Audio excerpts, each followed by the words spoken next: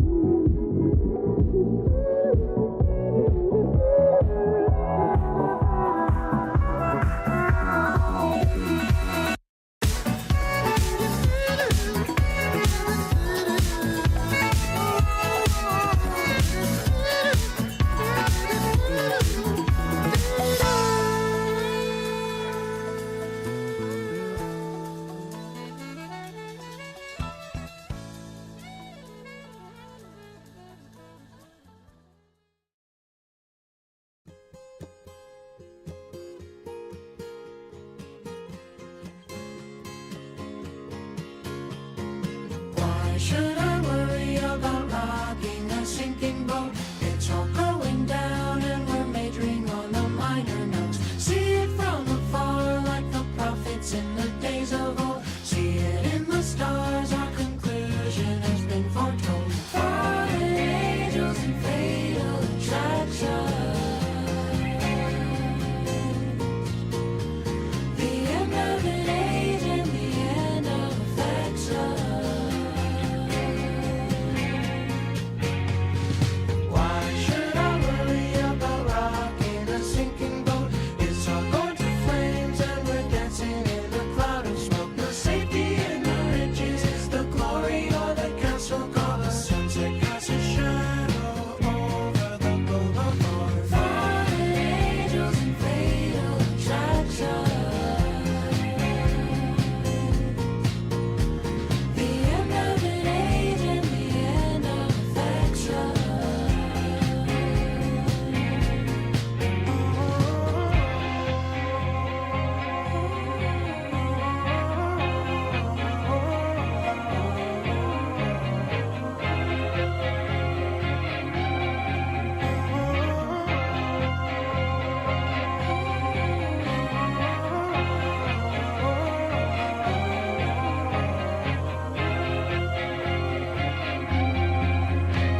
A room full of witnesses, but no one ever sees nothing. Watch and pray, watch and pray, watch and pray. Evil's around all corners lurking. Stolen like a thief in the night, a serpent to its wise. Like eagles we will rise in the crashing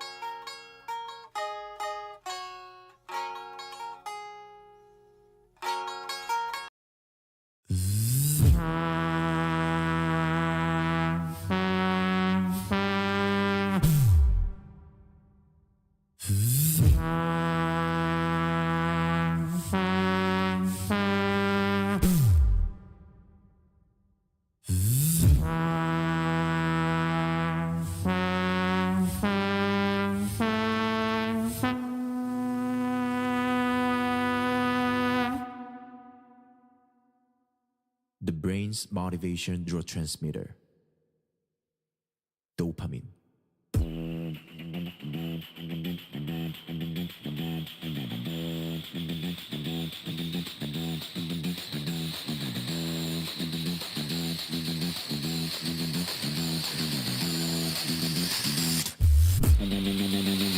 Dopamine.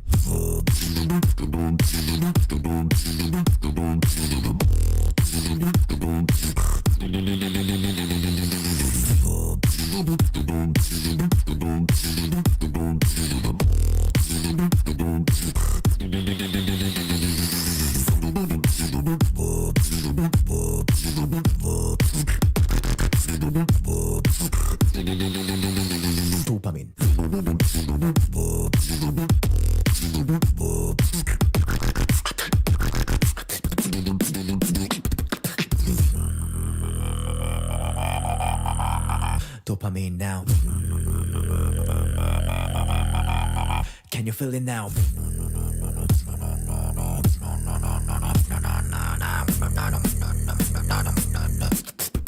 Check it.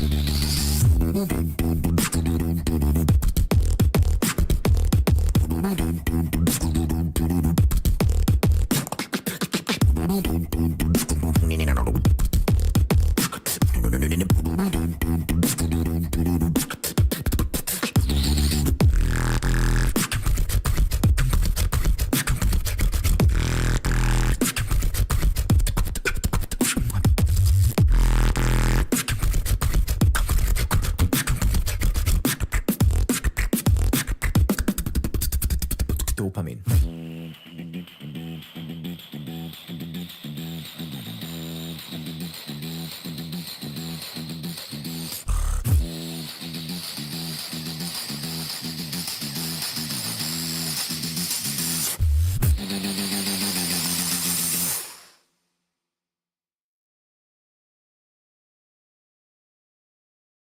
La da da dee da da da da.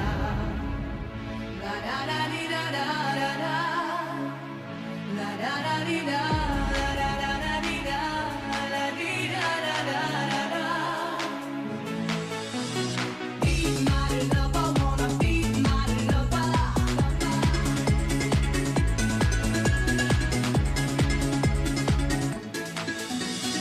Looking back on all the time we spent together, you ought to know by now if you wanna be my lover, wanna be my lover.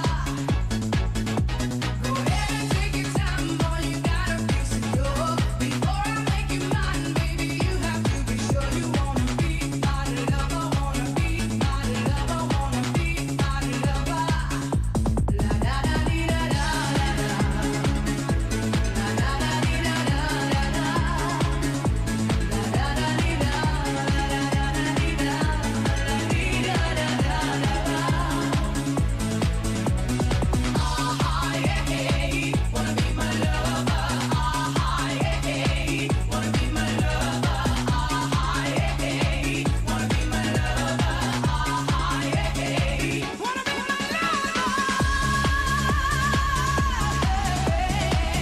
I must confess, girl, yes, I wanna be your lover. Take a chance, my love is like no other. On the dance floor, getting down. Hold tight, I never let you down. My love, definitely the key. Like boys to men, I'm on bended knee.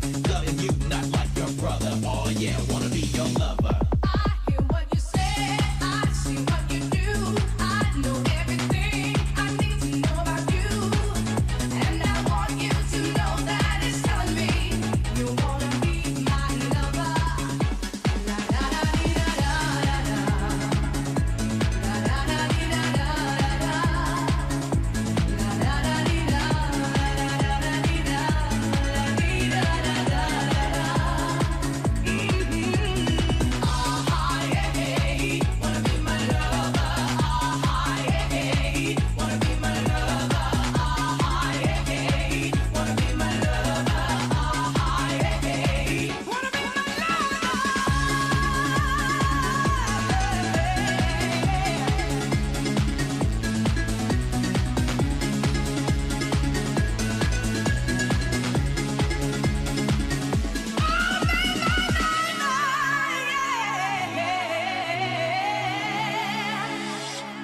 Oh, be my lover.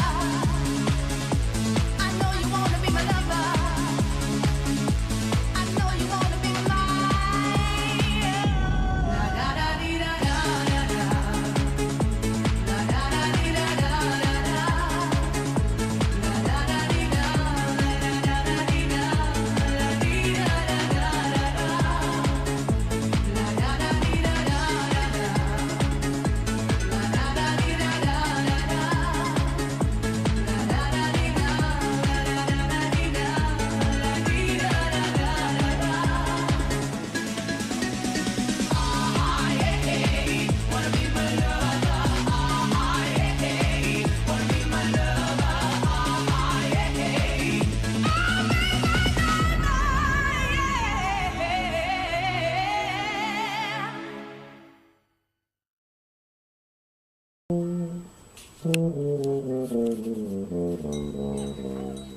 Thank you.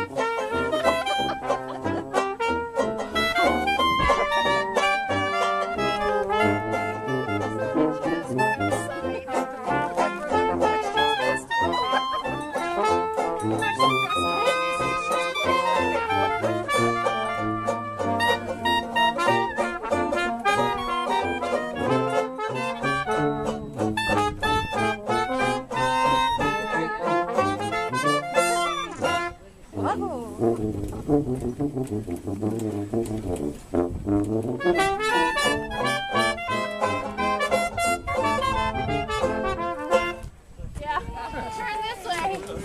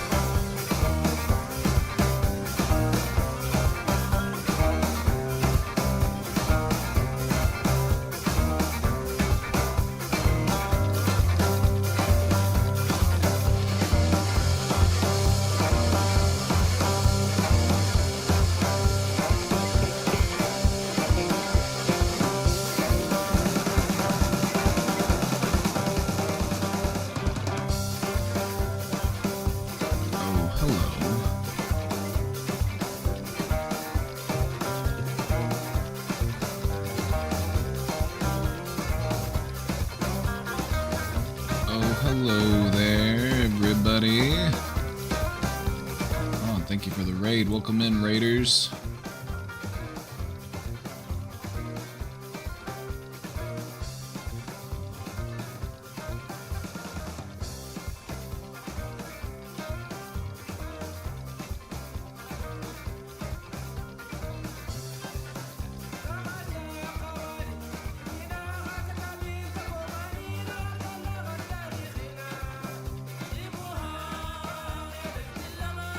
Welcome in, raiders. Welcome.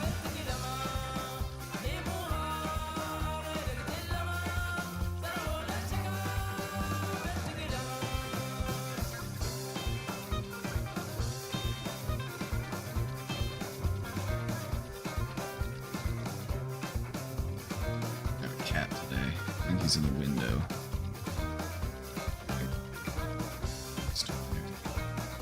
There he is. Beaver? His butt. He's sitting in the window.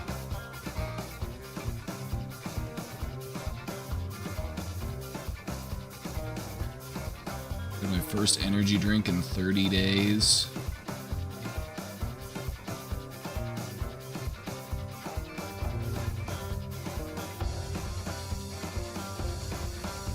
Gotta watch out for those energy drinks. I had gotten back on the energy drinks when I was working on the house. I was pushing through that construction project.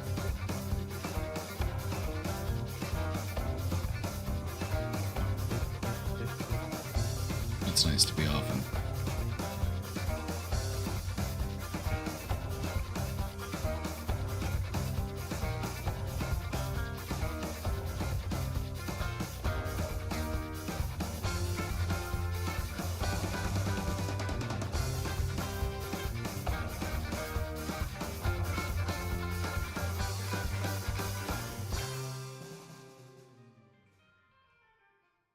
Hello everybody, welcome back to the Brain Domain.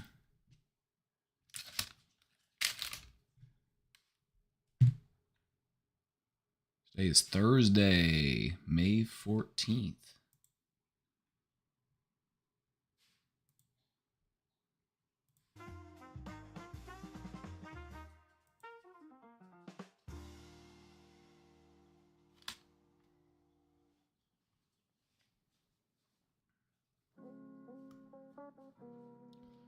So, welcome in. How you doing?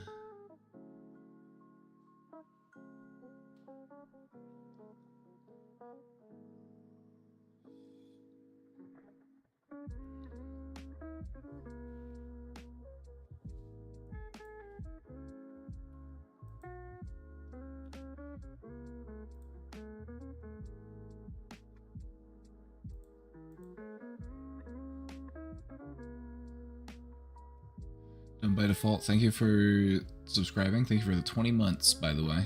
Thank you. I'm excited for these new graphics.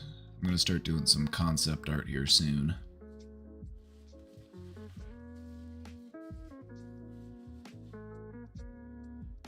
Maybe I'll do a little bit of that today. Maybe we'll do a little bit of doodling.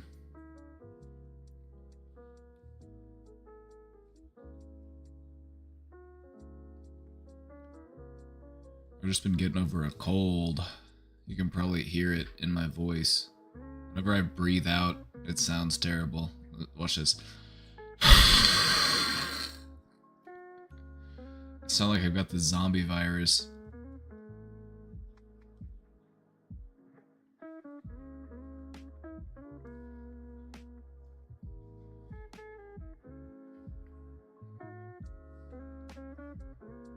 I feel better than I have been.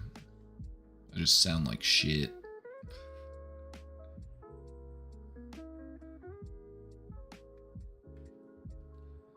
You're not getting notifications from Twitch? You know, that's because they're trying to silence me. It's Oh, hey Beaver. I might be able to fit you up here. We're gonna have to move some stuff around though. big boy.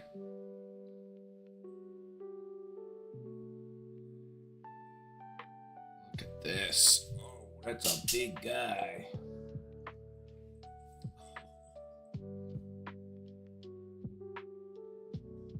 Beaver, quit mogging me. This cat, he just keeps mogging me all day. He just keeps mogging me. How do I get him to stop?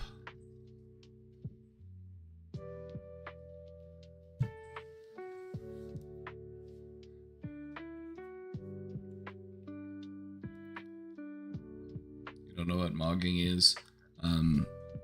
Good. Don't. Just stay pure. Stay unaware.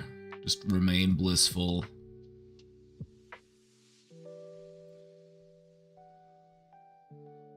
I'm getting mogged by an orange-pilled cat maxer.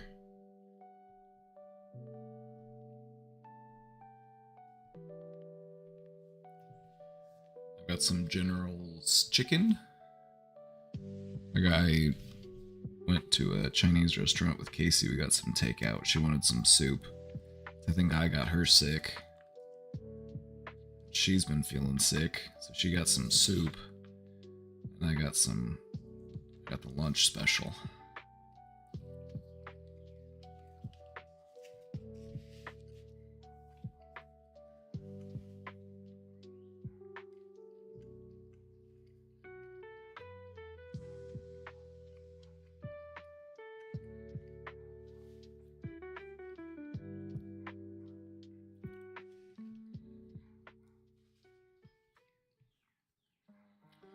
Oh yeah, this Chinese restaurant was a literal hole in the wall. I'll show you this picture. They had the whole like front half of the restaurant sealed off, so I had to sit in this little like plastic like cube. The rest of the restaurant is back inside of it. I'm pretty sure it's been that way since COVID. I'm pretty sure they've been under renovation for 5 years.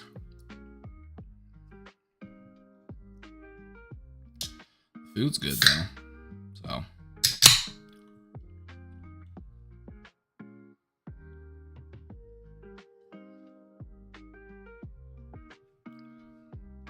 Wow, look at that emote. That's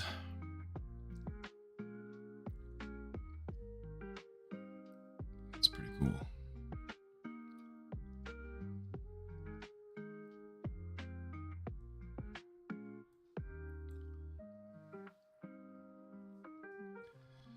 No sheetrock desk in the food. There was no actual construction going on. I'm pretty sure they put up that temporary wall during COVID because they had rules regarding restaurant capacity or something. I don't know. I don't like to think about it. So I just But yeah, I'm pretty sure that fake wall has been up this entire time. I haven't been there in a while, and I walk in, I'm like, oh, this thing's still up.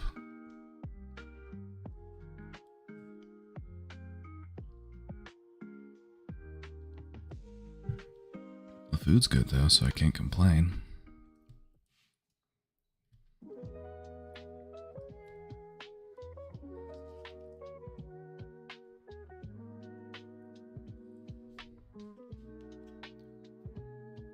My favorite Chinese restaurant never got rid of their COVID wall. Oh my god, yours has one too?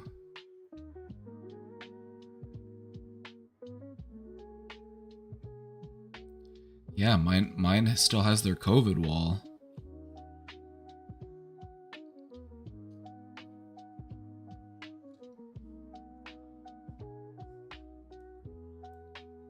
Oh yeah, Subnautica 2 is out. I never played Subnautica 1. I guess it's a good time to play Subnautica 1.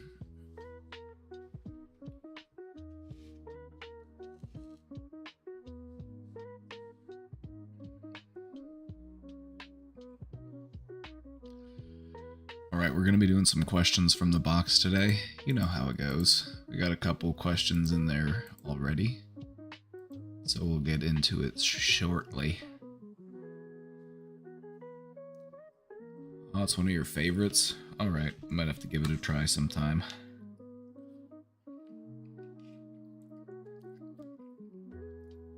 I wonder if it's on PlayStation Plus, because I got PlayStation Plus. It'd be fun to play it out in the living room.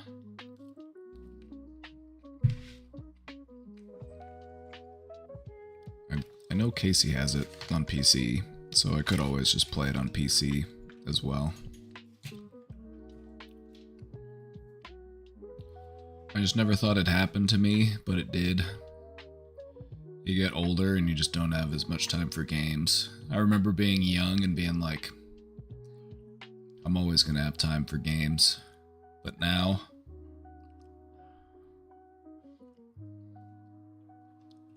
you hate to see it.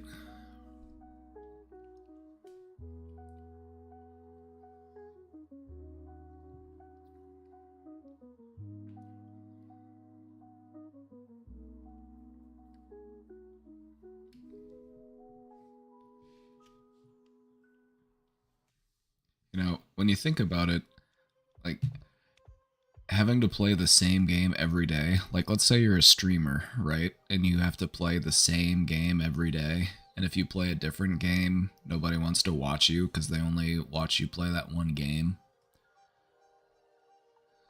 Kind of sounds like a nightmare.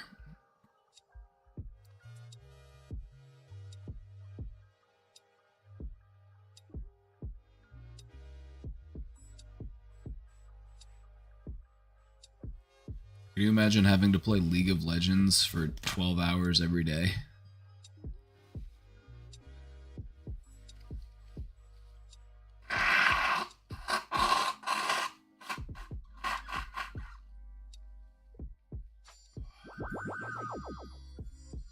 Pardon me.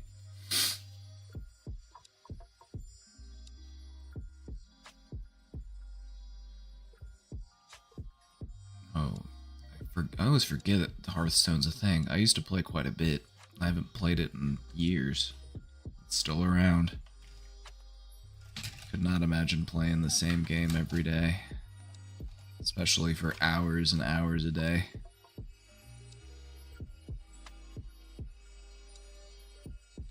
I couldn't imagine doing the same thing, period, every single day, all day, every day. That would... Even if... like, no matter what it was.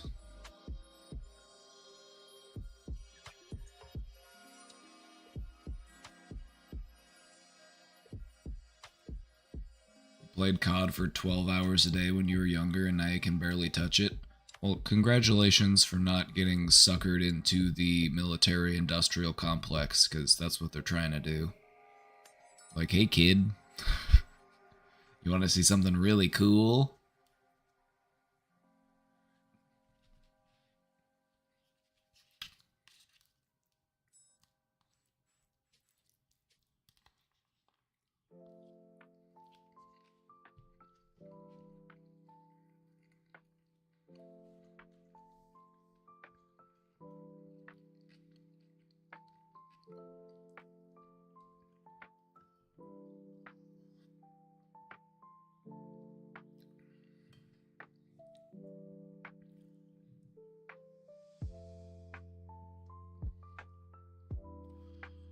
Alrighty.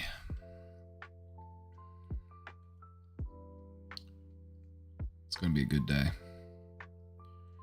We're gonna get some questions done. I'm just kind of munching on this food, but kind of full for the moment, so I'll just let that sit there and I'll just take some periodic bites.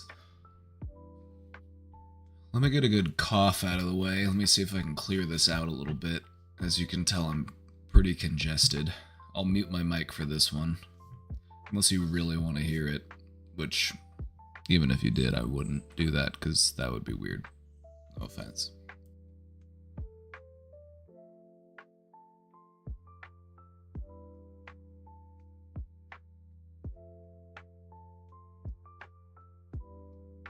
Okay, that feels better.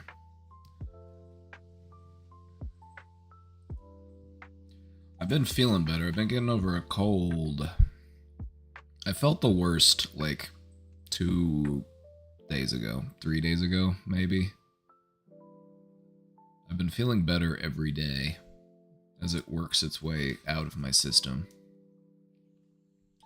I'm just still all full of gunk, that's the thing.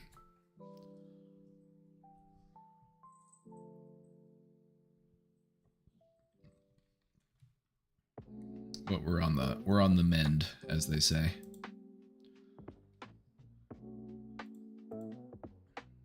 Alrighty, everybody. We're going to be taking some questions from the question box. Question box is pinned right there at the top of the chat if you want to drop a question into the anonymous Dropbox.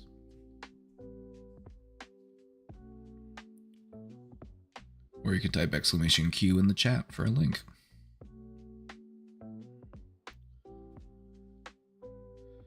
Feel free to ask about anything.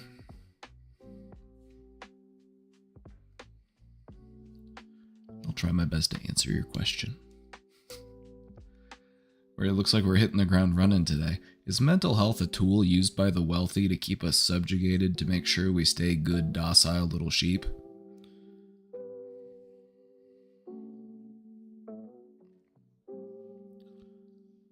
This is a good question.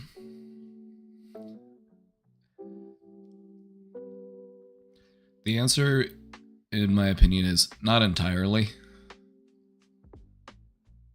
Not entirely.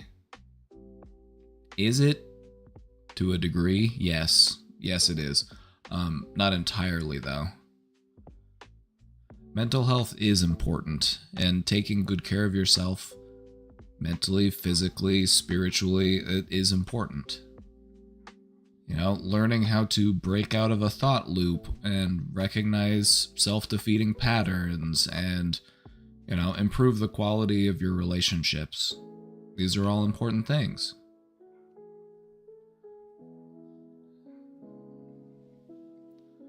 And so there's a lot of important stuff that gets packed into there. But is it used as a tool by capitalists? Yes, absolutely. Without a doubt. A lot of psychological research has been utilized by corporations. Corporations pay a lot of money for research. They put a lot of time and effort into understanding how people think, how people behave, and this isn't just for consumers, this is also for their employees. You know, psychology has been used as a tool to leverage control over people in many facets of life.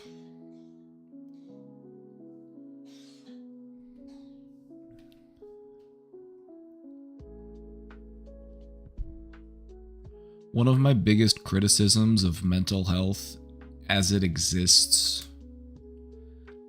is how it's primarily focused on returning a person to productivity. You know, we need to do what we can so we can get you back to work. It's like, oh, what's the matter? You don't like working all the time, never having any time or energy or money left to do the things that you want to do? Oh, what's the matter? You don't want to do that every single day until you die? You're not okay with never retiring, never taking a vacation? What's the matter? You have a problem with that? Well, I guess that means you're mentally ill. One of my biggest issues with mental health treatment is that it pathologizes your response to a broken system. And what I mean by that is it makes a person feel like they are at fault or there is something wrong with them, when in reality it's the system that is broken.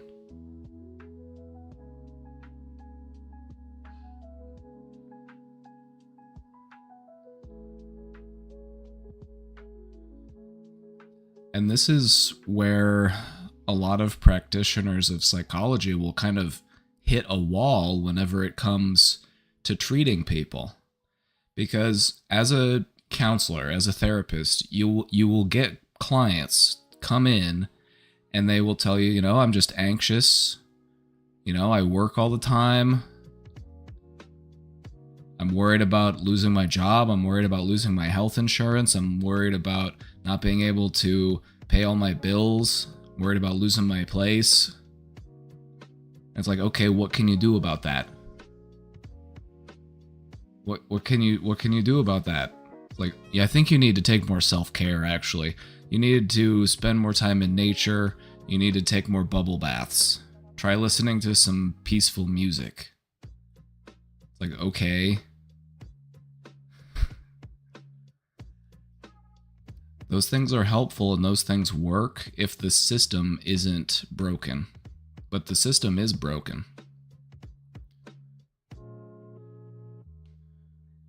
We live in a system that sees people as a resource to be expended.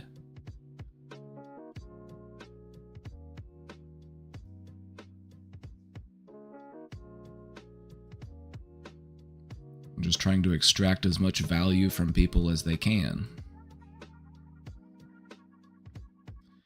But yeah, it just really doesn't sit well with me when people are made to feel like it's your fault that you're depressed or it's your fault that you're anxious. When you look at the nature of the world we live in, and it's like anybody who's paying attention would be anxious or depressed just by understanding what's going on.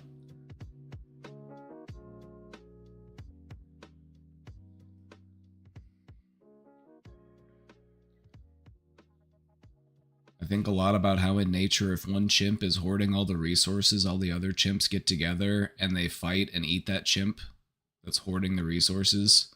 We're getting there. We're so close. I can feel it. I can feel it. It's coming.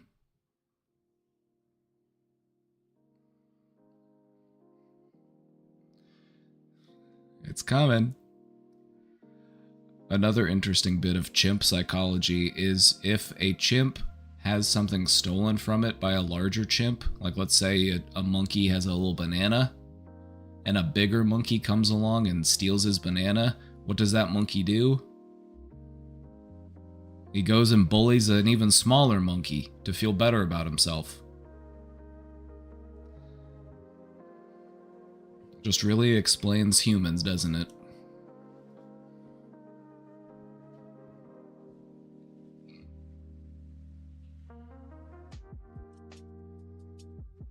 My dad is the one hoarding all the shit. Why? Because he thinks he can take it with him when he goes.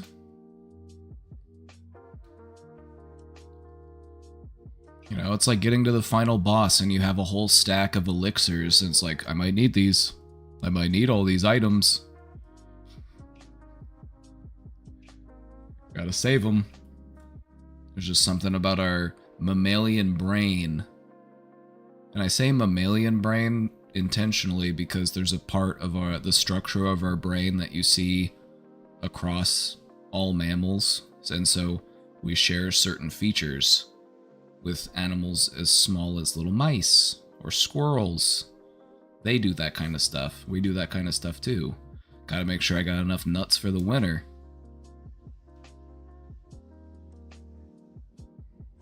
But it's like an old washing machine that doesn't work. Well, they don't make them like they used to.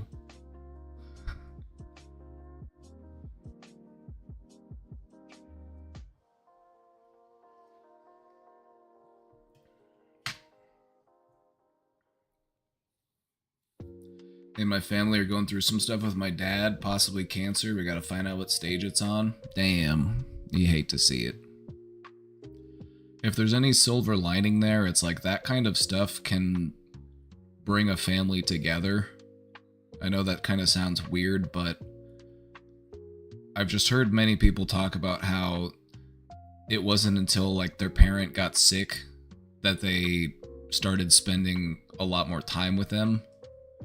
And so in some weird way, it brings everybody together.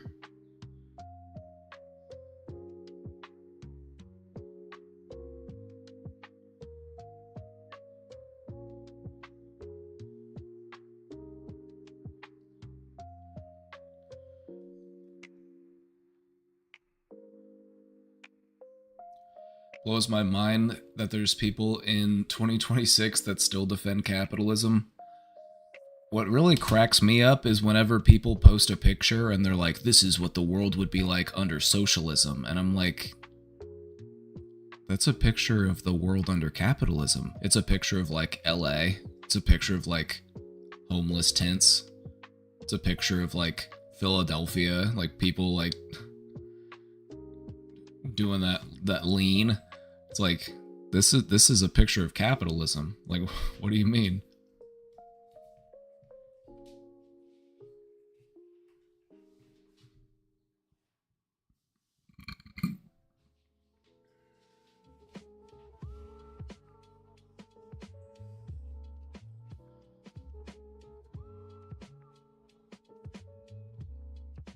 You think your dad will reuse something out of that old washing machine someday?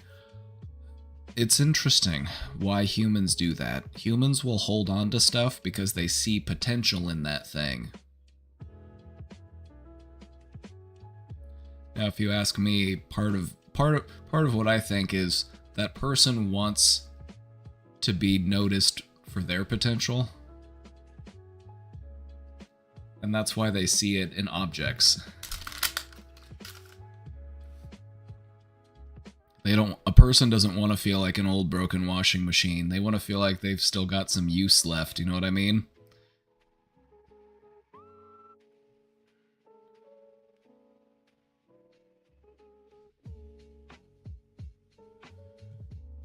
I totally don't hoard building materials. You know what's even more fun than acquiring building materials is building stuff.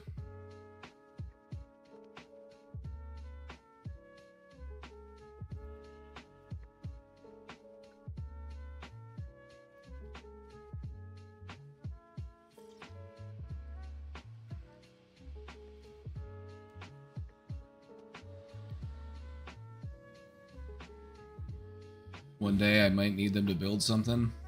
What about today or tomorrow? If you got little scrap pieces of wood, start making some little bird houses. Make a little squirrel feeder.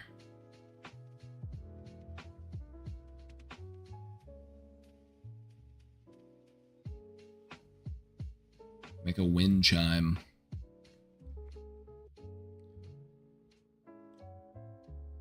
The last thing you want to do is be drowned under the weight of your own potential. You know, you don't want to live your life with people saying, wow, they had so much potential.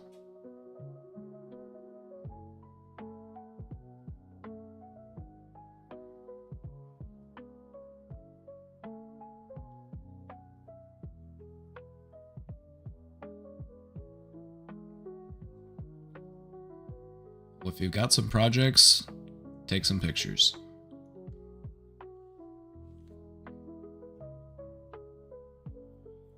If you need somebody to bother you until you get something done, I'll be your guy. I'll do that for you.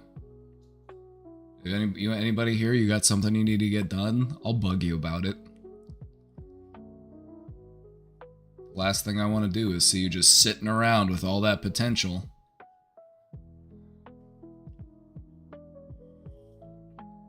Daydreaming about all the things you could do.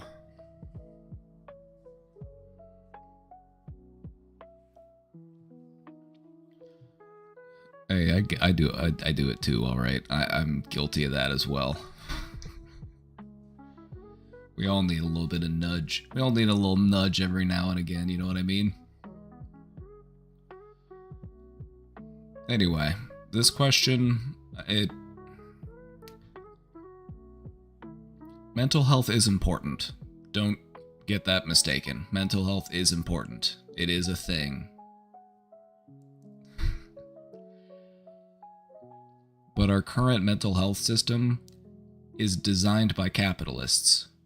And a lot of it is designed to treat the problems that capitalism creates.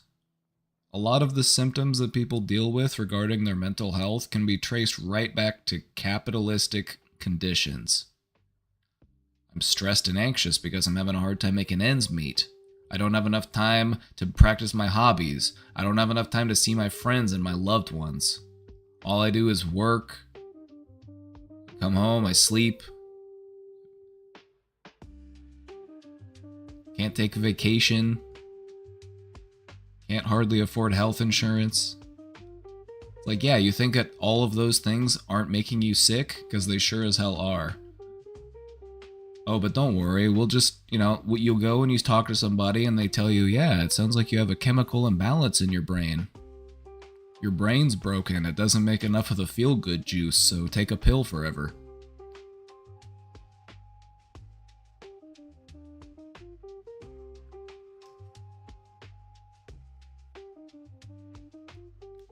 You want to sit down and talk to somebody about it? That'll be $300.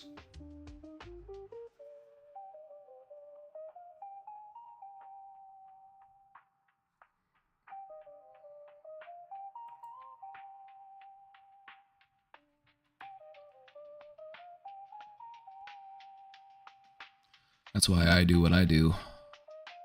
I'm like the Robin Hood of mental health.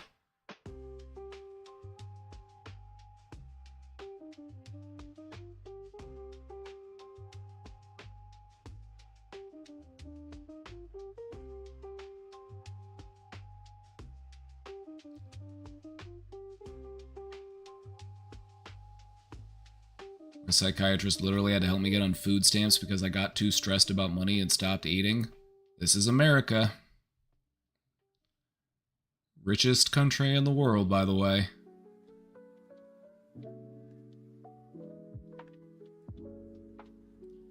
What a clown show we are.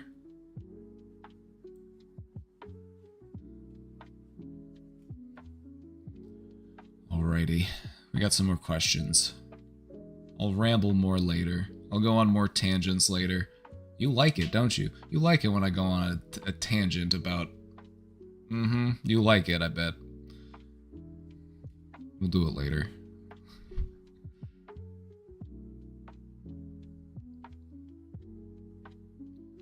Heyo!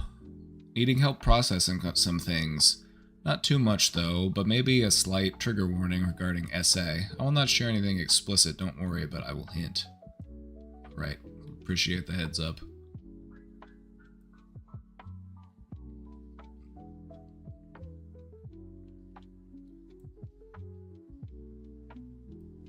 So, I hate my husband.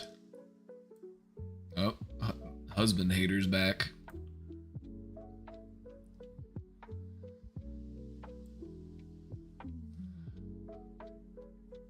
I told you guys how it all happened. Suddenly, one day I woke up and it's like a veil was lifted. I saw the person I was actually with. Well, maybe a little over a month ago I completely lost any desire. Maybe a little over a month ago I completely lost any desire to be sexually involved with my husband. Yeah, isn't he the guy who gets mad at you whenever you dress cute?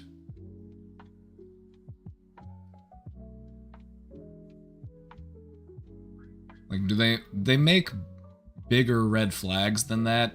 But this is still a pretty large red flag. This is like the size of a red flag that you would see outside of a car dealership. Just huge. Not the biggest, but still really big.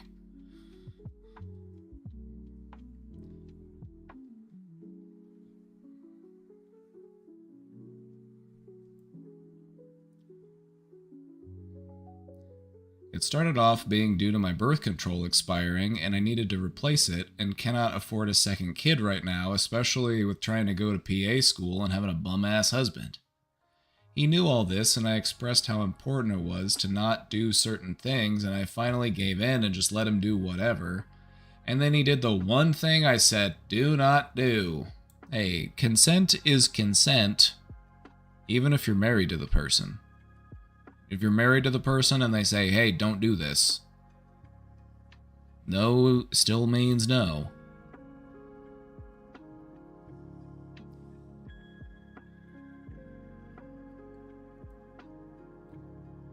I was really upset afterwards and freaked out and disappointed, but I do not think the situation hit me until this morning, months later.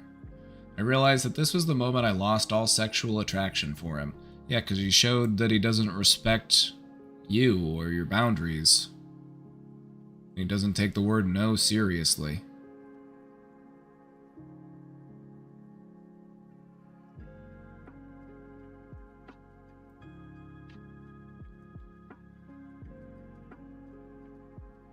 slept with him one more time after that and haven't since. I noticed a worsening pit in my stomach anytime he touches me now. I almost feel gross and slimy, if that makes sense. Your body has awakened.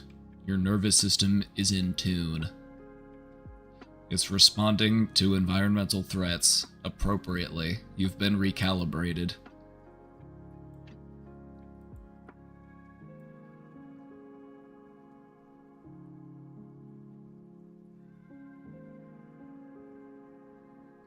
I almost feel gross and slimy, if that makes sense, but he is my husband, so I feel like I shouldn't feel like that. He's your husband, but at this point, that's just a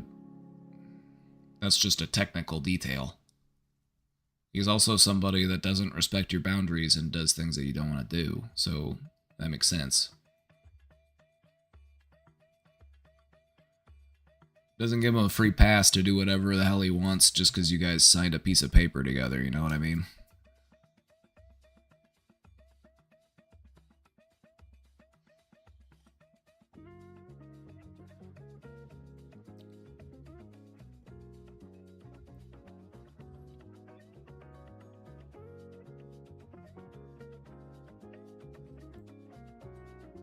Yeah, having that type of like physical response to being touched by somebody like that, that's your body looking out for you. Like you eat a plant and it makes you terribly sick. You're like, oh, that's poison. Okay. And then any other time you see that plant, your body kind of recoils a bit. Or you feel, oh, yeah, gotta watch out for that. Your body's looking out for you. Listen to it.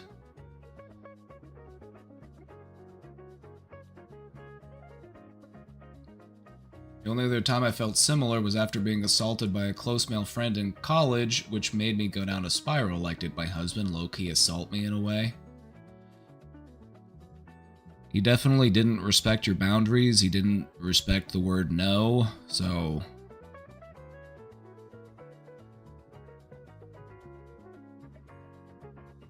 what he did definitely wasn't okay.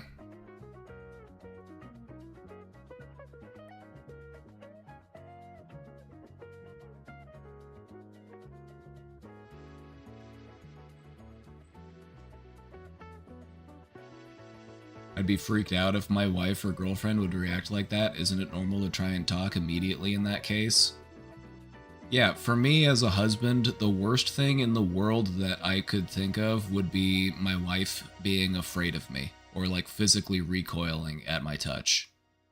That would just disturb me deeply. And I'd be like, what the fuck is wrong? Let's fix it.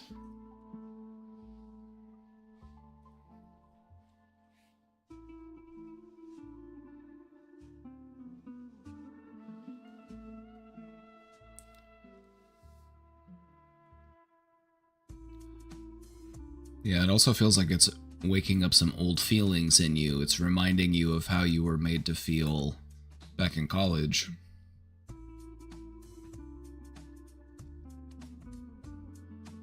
I don't know, I feel dumb thinking it, but I recently started jumping to when he touches me, jumping to when he touches me in certain ways, like legit flinching.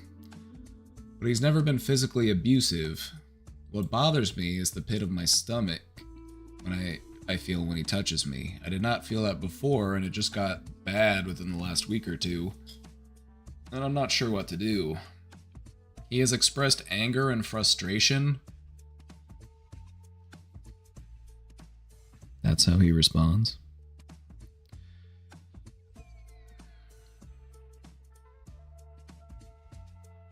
Men. Something in my relationship isn't working. Let me get angry about it. That'll fix it. Men.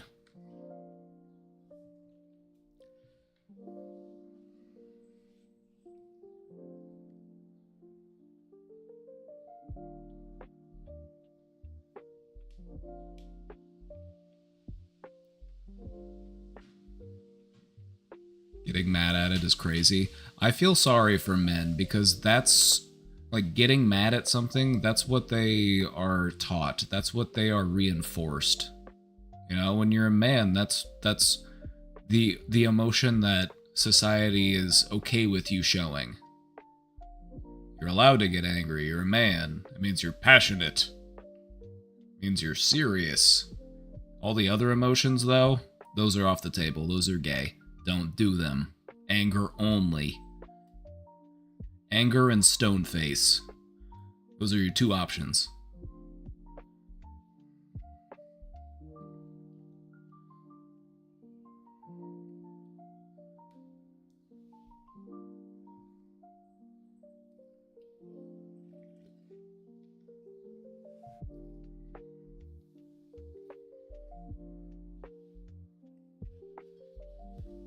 And that's wrong to do.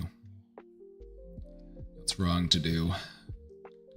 We would be much better off as a species if we allowed men to share their feelings and we didn't make them feel like a burden for having feelings. We would just be much better off. Peter? Where's Atticus? He's right there. Peter. Come on, Peter. She's chilling. Peter. Okay, fine. Hi, miss.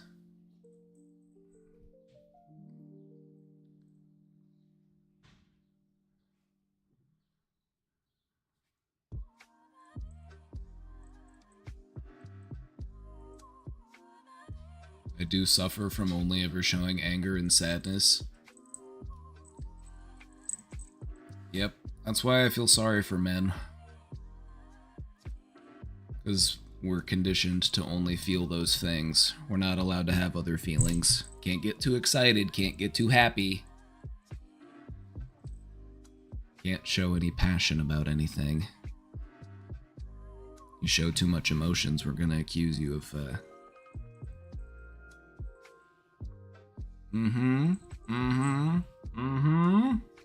Look at this.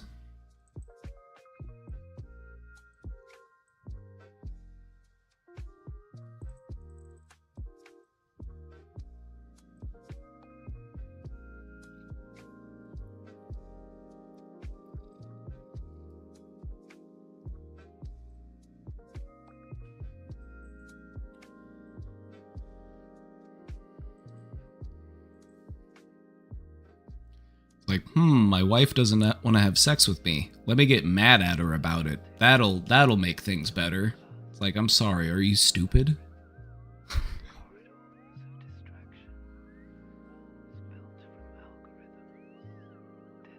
It's not just about showing the emotions, though. It's about how they can't process the emotions. Yeah, because anger is what we're left with whenever you have unprocessed emotions. They just kind of get filtered through whatever emotional processing skill we have, and for most men, what we're left with is anger and isolation. We either get mad at the problem or we distance ourselves and just shut people off.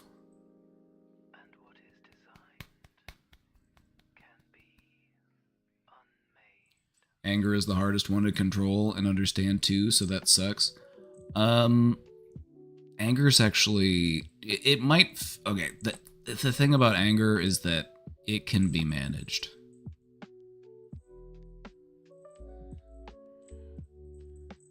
It just takes work, and people don't want to take work to learn how to manage their emotions. Because they feel like, I got this.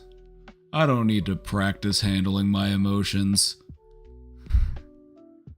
I'm an expert.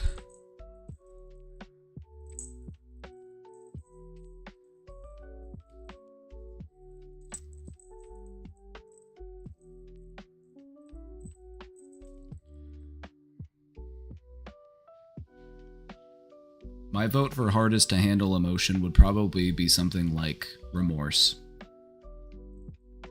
Regret. How about those?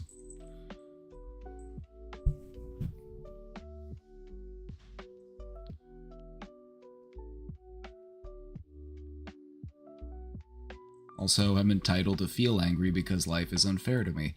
Yeah, exactly. And instead of getting angry at the people you should be angry at, the people who make life unfair, you get mad at who? Your wife? Like, I'm sorry, but are you dumb?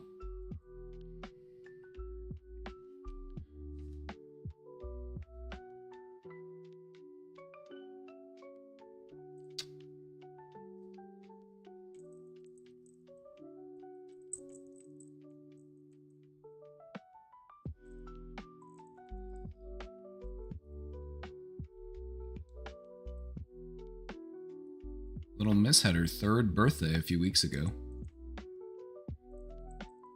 She's 3. Can you believe it? She's such a sweet little kitty.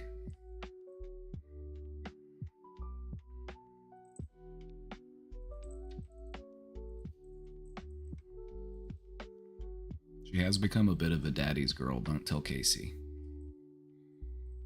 She always likes to come sit in my lap.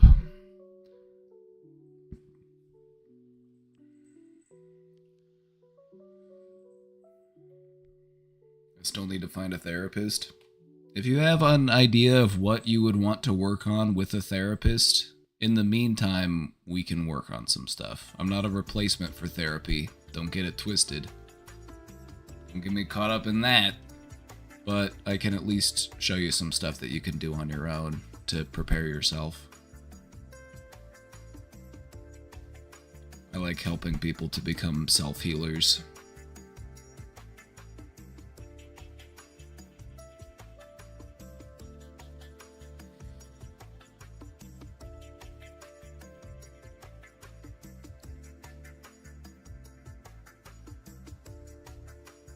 He's expressed anger and frustration with not having access to you-know-what, and I cannot make myself do it. Don't. You're embargo. There is a blockade.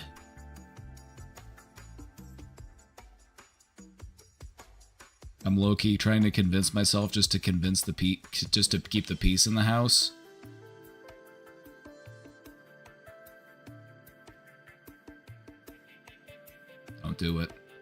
Don't do it. Because while that might create peace in the house, it would be temporary at best, and it would also create a lot of turmoil within you.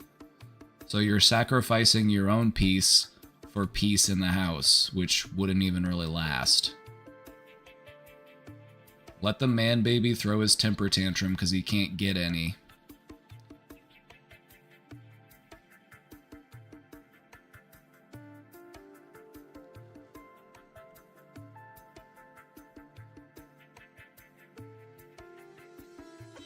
That's how I feel. Make him sleep on the couch.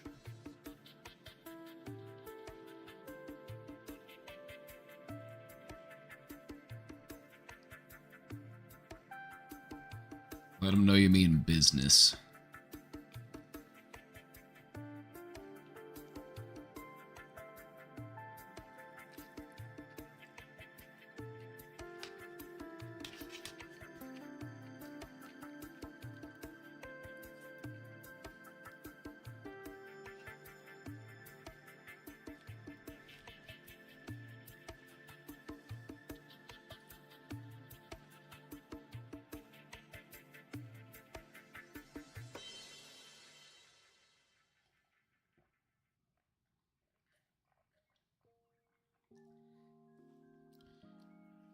Alrighty, chat, we're taking more questions from the box, so if you've got a question, feel free to drop it in the anonymous question drop box.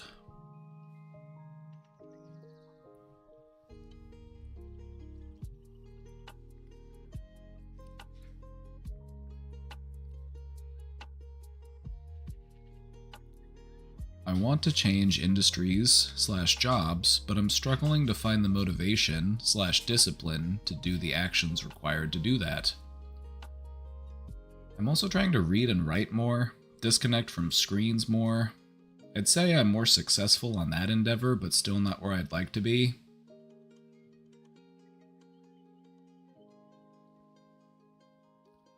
I heard somewhere that you are what you choose to do. which on first thought sounds liberating, but also heavy and burdensome. Hope you're doing well. With love. Ah!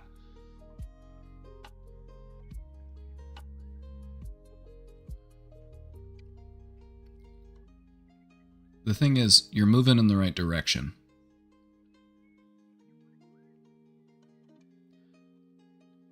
Making progress, but not being where you want to be yet, that's a big part of life. What matters more is that you're moving. You have momentum. You're moving in the right direction. You can see where you're headed. That's good. So just keep it up.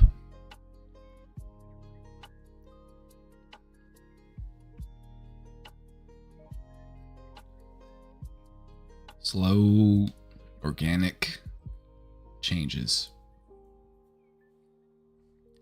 Those types of changes are the lasting changes.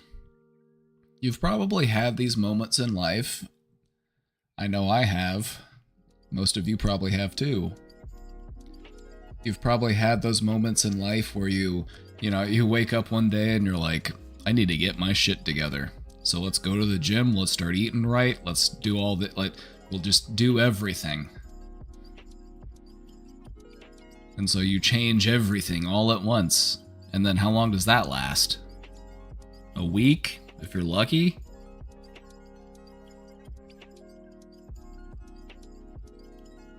Our minds and bodies don't respond well to too much change all at once. If we want to build lasting change, we do it step by step gradually, and that's what you're doing. So, take some time to recognize your progress. Enjoy where you're at as you move towards where you're trying to get to.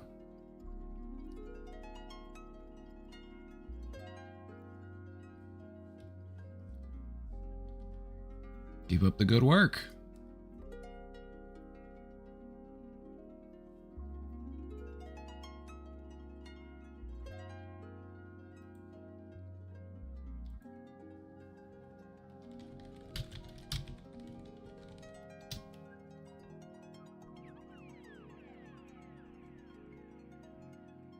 This reminds me of a quote from Eckhart Tolle. You get there by realizing that you're already there.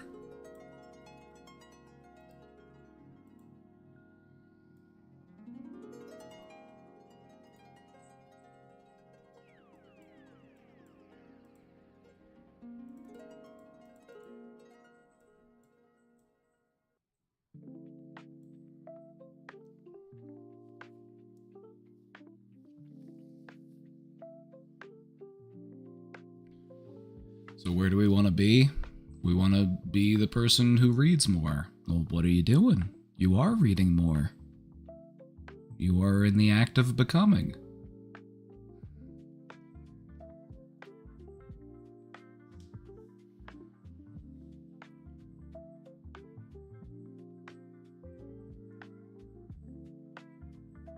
A lot of the strife that we feel in life is from that feeling of dissatisfaction that we aren't where we're supposed to be. Where else are you supposed to be, if not where you're at right now? One of the best ways to really feel peaceful in life is to be content with where you are, right here, right now.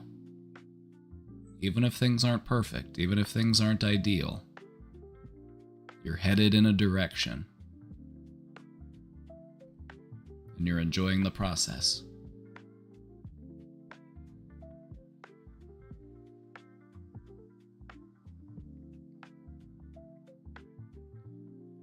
I heard once that if you were supposed to define yourself by what you do, you would be called a human doing rather than a human being. I also heard that you are what you eat, in which case I would be a strawberry Pop-Tart.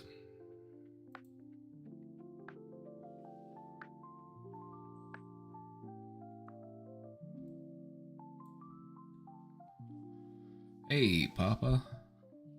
My job is slowly eating me. That's what they do. That's what they do. You are the resource in human resources. What do resources get done? Like, what happens to resources? They get consumed. They get utilized. They get burnt up. They decided to implement a new system and process that doesn't really work recently, and it has been my problem the entire time. People still expect me to do the same work I did before, so I have had to start telling people no. Well, that's probably good practice. It's always good practice being able to tell people no. Can't really get enough of that. Although it has been slowly working towards backing off and taking my sweet time, it has been a very rough few months, trying my best to go for walks and take more breaks, but it's tough.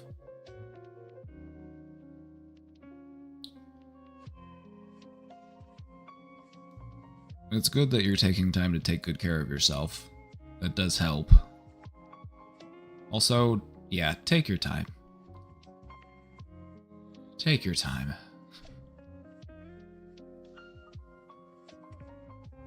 People can wait.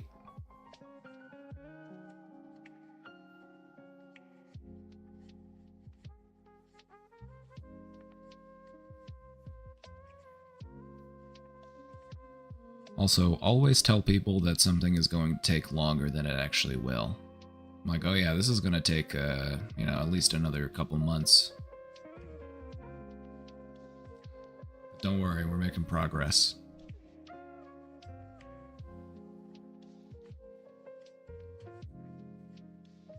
It's also a good time to brush up on your business lingo, your office language.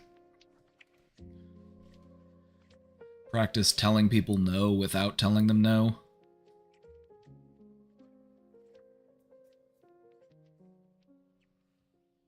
Unfortunately, we'll be unable to meet your request at this time. However, after the changes have been implemented, we should be able to return to a normal workflow, so we would be happy to assist at a later date.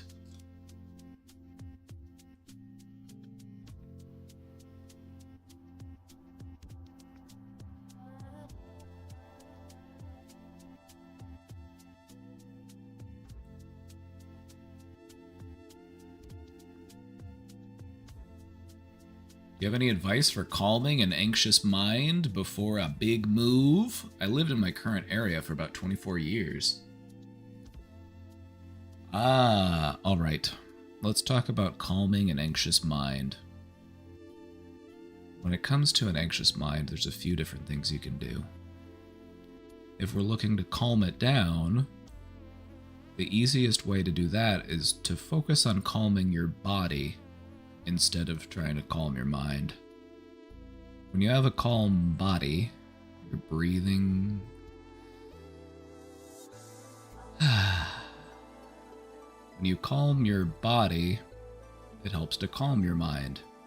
It's not so easy to just calm your mind. Like, hey, you, calm your mind. Quit thinking so fast. It doesn't work that way. But what you can do is pause, take a big deep breath,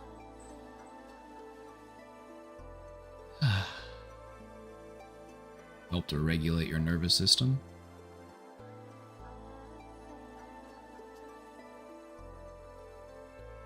And it helps to calm the mind.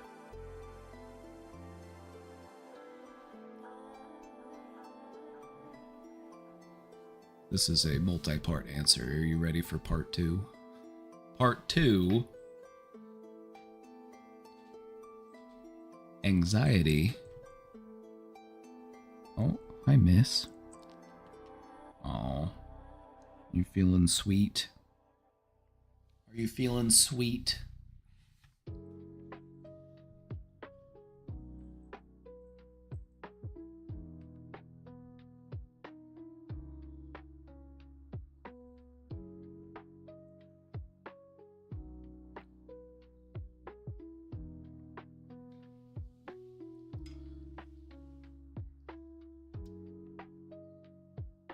Little miss, do you have anything to say about this question?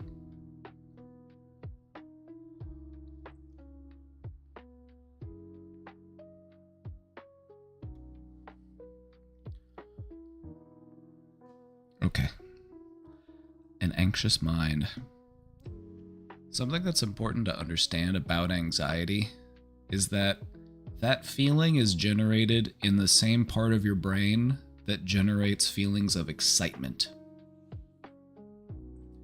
Anxiety and excitement are two sides of the same coin. It has to do with anticipation about a future event.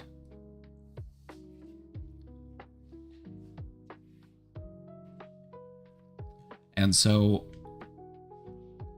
my best recommendation for how to deal with an anxious mind is to try to channel it into excitement.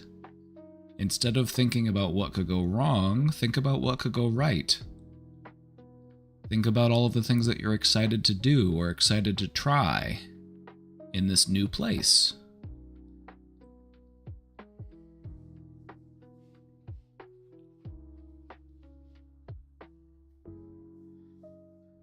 In my experience, that's one of the best things that you can do with that anxious energy, is convert it into excitement. It's hard to just make it go away. And so if we can't just make it go away, let's try to use it. Let's try to turn it into something meaningful.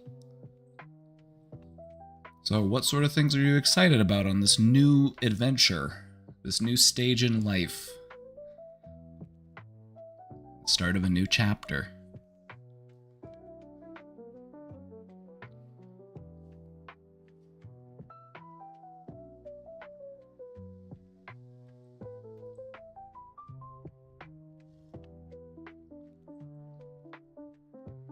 Miss?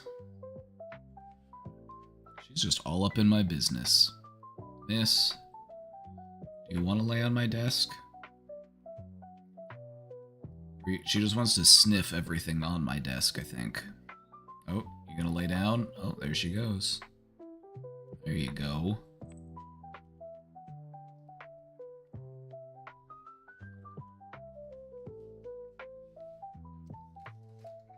She finally figured it out. There you go.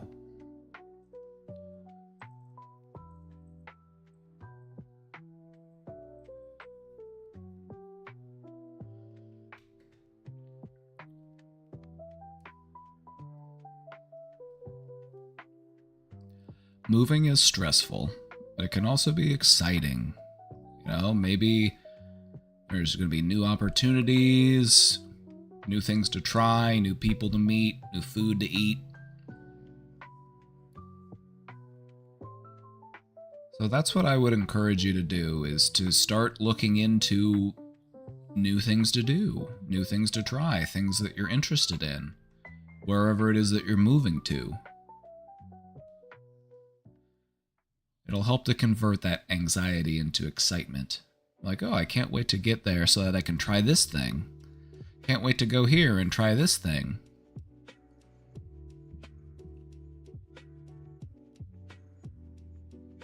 That's the way I try to look at it. Turn it into an adventure.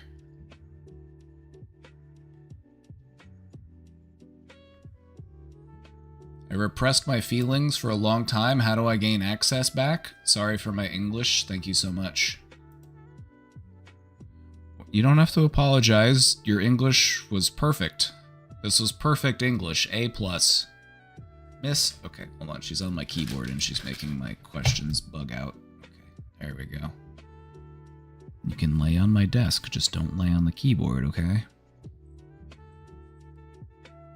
She doesn't care. Your feelings are still there. They've just been piled up. You've got layers on top of them. So what do? We start peeling those layers back. We have to start peeling those layers back.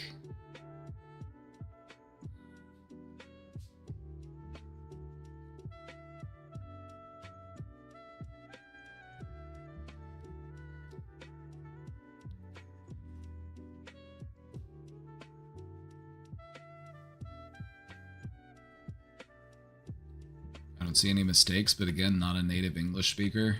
We've got so many talented bilingual people in this community.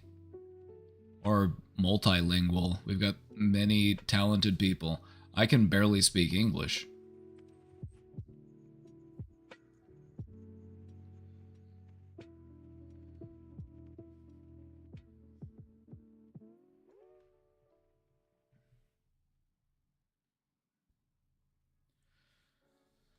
So, how do we tap back into those feelings? There are different ways that we can do that. It can be helpful to have things that help to prompt those feelings. That could be a person, a place, a song, a movie, a smell, a food. We tie emotions to those things. It can be helpful to have an idea of which emotion you're trying to tap into. You know, are we trying to tap into our feelings of sadness? Are we trying to tap into our feelings of joy? What is it that we're trying to tap into? If we have a destination in mind, it'll make it a little bit easier to find our way there.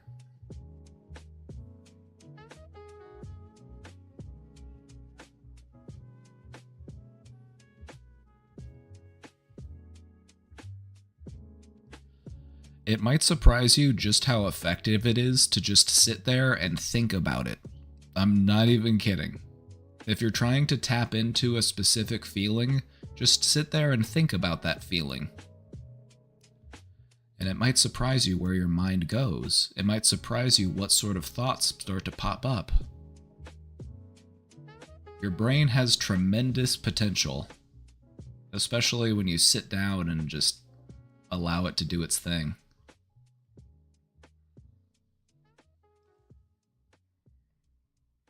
It's something that people will practice in meditation. You know, you can meditate on a feeling. Like, sit there and meditate on the feeling of love. And then just try to go deeper and deeper into that feeling. And what you'll notice is that you can do that. You can go deeper into a feeling just by sitting there and thinking about going deeper into that feeling.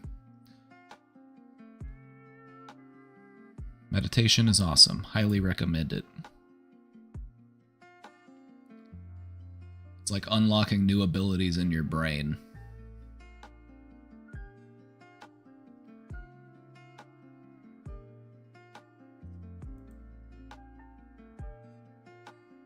Dwell on that bad boy. It's not necessarily just to dwell. We think about something so that we can think through that thing. You know what I mean? Like, I'll give you an example. Like, maybe we have a painful memory from the past, and it keeps popping up, and it stresses us out, and we don't like to think about it. And so what do? We avoid thinking about it. But it continues to pop up periodically, and it continues to bother us still. So what can we do about that? What I've found to be helpful for me is to just intentionally approach that thought. All right, I'm going to think about that thought, and I'm going to think about it like I've never thought about it before. I'm going to think about it until there's nothing left to think about it. So that I can be done with it. So that there's no reason for me to revisit it because I've already 100% completed it. We're good. So I can let it go. So that I can say goodbye to it.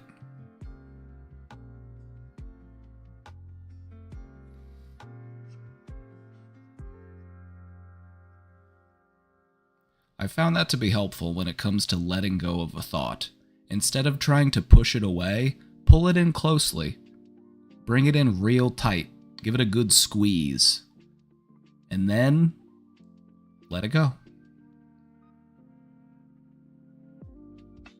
You're done with it. There's nothing left to it.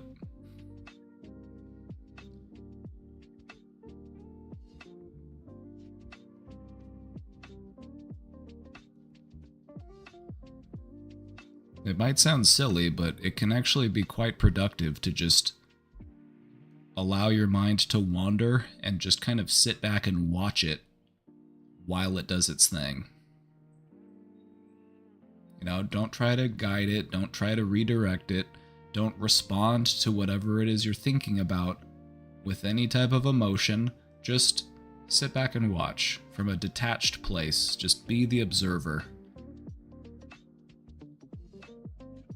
It'll help you to recognize that you are not your thoughts. You are the thinker of thoughts. A thought is simply a mental event of which you are aware. It's powerful.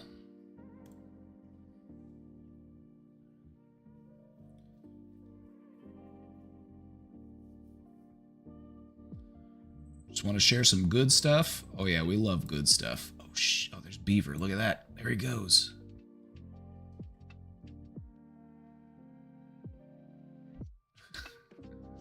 He likes to sleep in that little cube, and he like hangs out of it. It's so funny. He's such a funny little guy.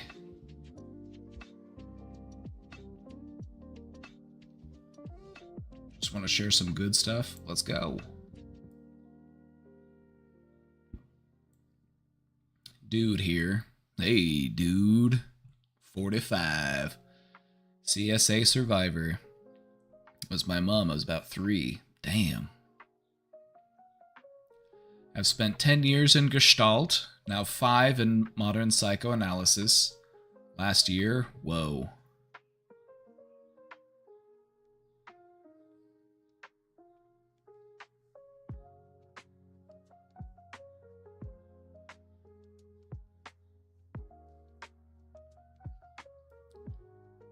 Bought my apartment, cut off my mom, no more depression, no more loneliness, no more suicidality.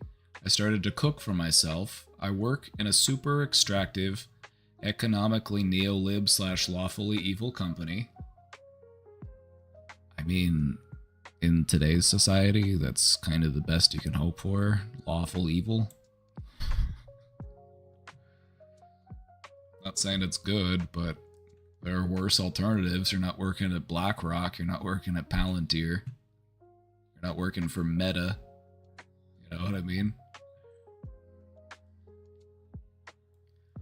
Decided to find a better job 6 months ago. Now the real offer is on the table. Hey, let's go. My boss is losing his shit.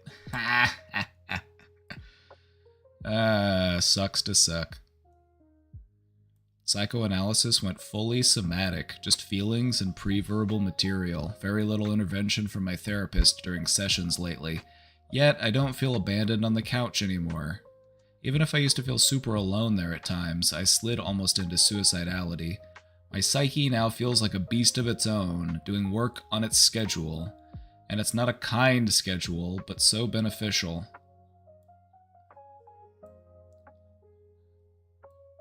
Heck, I might even be in a position to be in a stable relationship with a warm woman someday, and a dad maybe, hopefully. I'm in a phase of a lot of grief and rage now. Things are hard, but things are good. It's paying off. Big. I just remember watching your streams a year or 2, 3 ago. Just wanted to check in and share something good. Hell yeah, brother. You love to see it.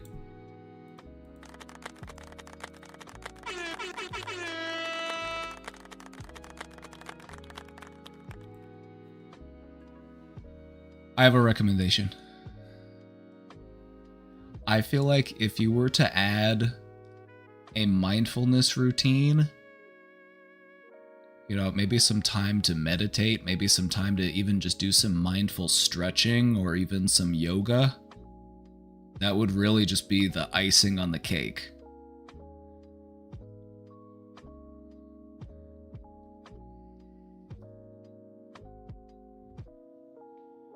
Actually, you're German, so what would be a better metaphor than icing on cake? Actually, you guys eat cake, so that probably works.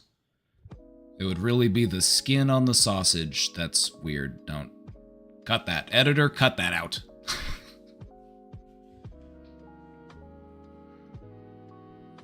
So you've done a lot of work in understanding and mastering your psyche.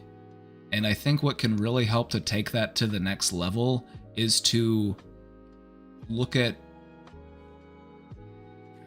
you did Gestalt, right? So you're kind of looking at the Gestalt of you. You're looking at not just my mind, but how my mind and my body are one.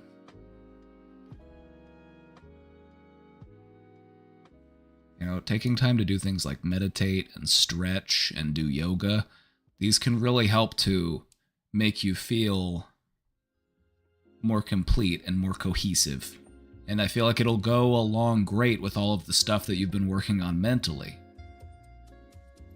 Because it's like you said, a lot of these things can manifest somatically, meaning things that manifest in the mind, they start to manifest as physical symptoms, tummy aches and pains and stiffness. And so try to view the mind and the body as one instead of as separate things. Bring it all together.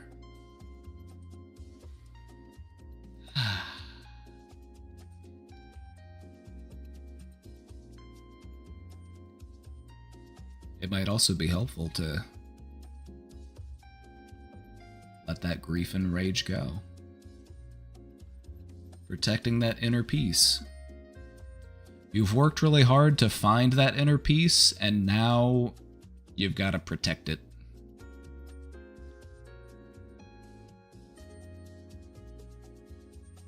But no, I highly recommend meditation, yoga. I've found that they really helped to fill in the gaps that traditional psychotherapy does. Because you can change your thinking, you can change your outlook, you can change your behaviors, but learning how to regulate and learning how to find equilibrium and to calm yourself physiologically when you start to get stressed, it goes great. Highly recommend. Thanks for the good news.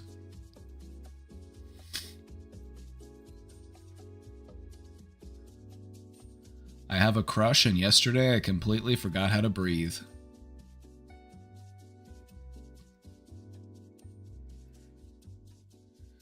Happens. Well, I gotta blow my nose. Give me a sec.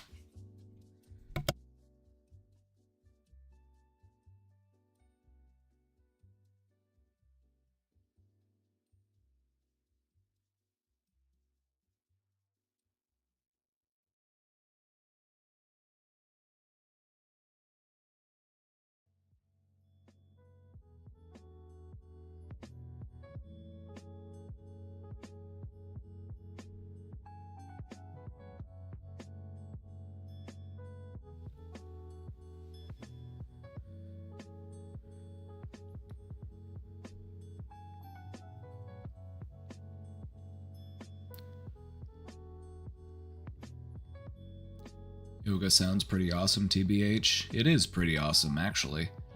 Especially once you realize that it's something that's been practiced for thousands of years as a way to help people feel peaceful and regulated. And people are still doing it, so it must be something, right? It must be helpful, And I'm very appreciative that things like mindfulness, meditation, and yoga have become more popular in Western treatment instead of just talk therapy and medication. I really do appreciate that because, like I said, thousands of years, this is what they would utilize to help people help themselves and to feel balanced and regulated. So it's not just hippies. Also, you mentioned trying to find, a relationship, go to yoga class. Show them your moves. Show them how flexible you are. You'll have ladies lining up. I'm like, ooh, daddy, work.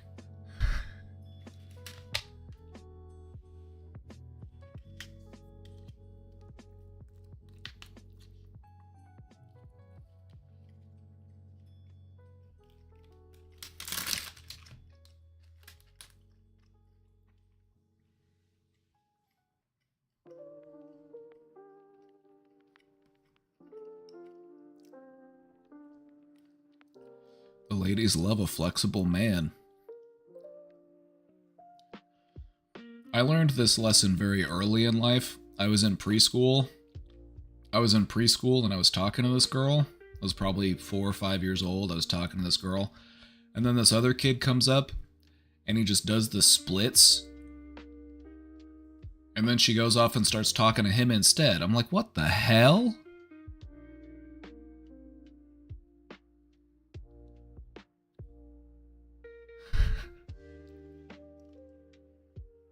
So yeah, if you want to impress the ladies, just do the splits.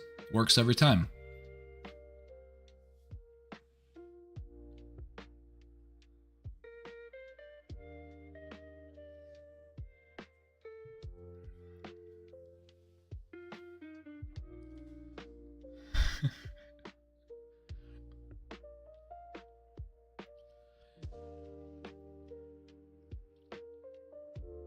You gotta open up that root chakra.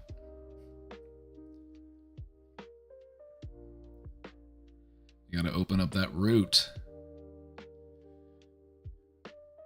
It might surprise you just how much, like, trauma we hold in our bodies in various points as just clenching and tightness. You might be hitting a certain stretch and you feel something unlock, and then it's the craziest thing because, like, your mind will immediately be transported to some memory. Something that you might not have thought of for years, something that you thought was long forgotten. It's like, whoa, where did that come from? The body keeps the score, my friends.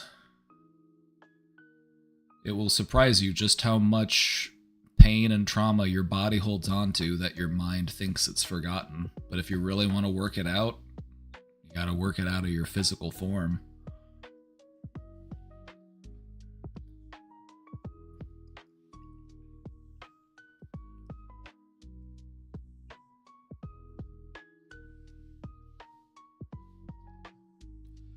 Alright, let's take a look at this question.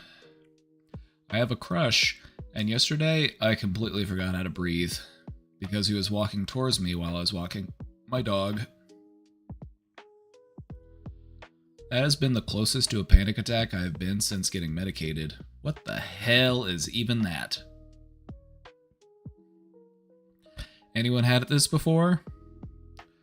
I have not had a crush on anyone since high school, and even then it wasn't this bad, lol. And it made it worse when I realized he gets nervous around me too, so now we both look a mess when we see each other. This is insane, but kind of fun.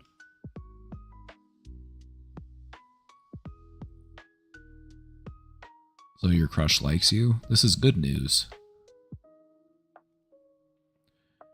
If you were here earlier, we were talking about how one of the best things to do with anxious energy is to convert it into excitement. This is an exciting situation. This sounds like fun.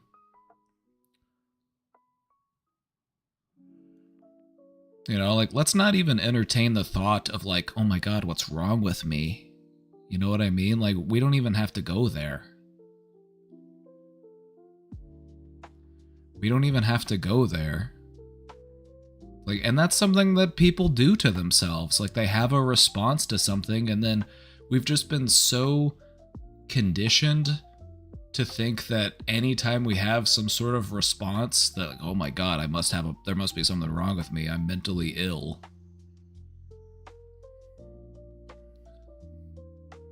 Doesn't have to be the case. Let's just try to take a step back from the situation and look at it a little bit differently. You got a crush on somebody, you saw them, your heart skipped a beat, you got the butterflies in your stomach. That's exciting. And you found out that they feel the same way? And that somehow makes it worse? No. No. That actually makes it better.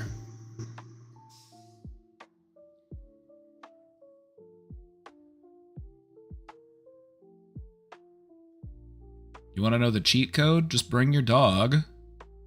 Bring your dog and let them pet your dog. Let the dog be the judge. If the dog likes them, go for it. Follow the dog's lead. If your dog hates them, that's not a good sign.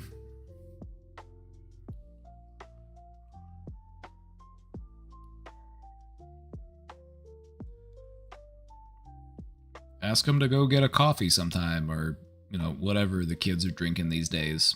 Bubble tea? I don't know. What are the kids drinking these days? Gonna go get a bubble tea? Sounds pretty good. Not a big fan of the bubbles, though. The tea's nice. I don't like to chew on my drinks. A dirty soda? Hey, you wanna go get a dirty soda?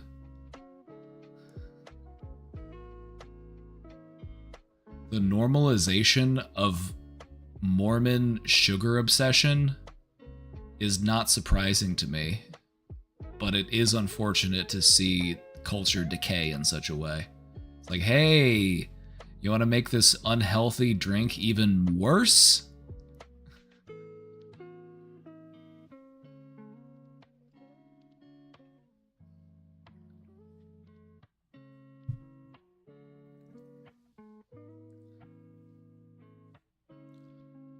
Yeah, they got dirty sodas at Taco Bell now. I'm like, uh-oh. Uh-oh. Anyway, questioner, I think that we could look at this situation as just something that could be exciting. And it doesn't have to mean that there's anything wrong with you. It doesn't have to mean that there's any, we don't need to worry about any of that. You saw somebody that you got a crush on, it's normal to feel anxious. It's normal to feel excited. It's normal to get, a little dysregulated. That's okay. Just try to have fun with it. Go do something fun together. You guys like each other. You're already most of the way there. You just need somebody to make a move. And if my understanding of young men is correct, he's probably terrified to make the first move, and he'll think it's awesome if you make the first move.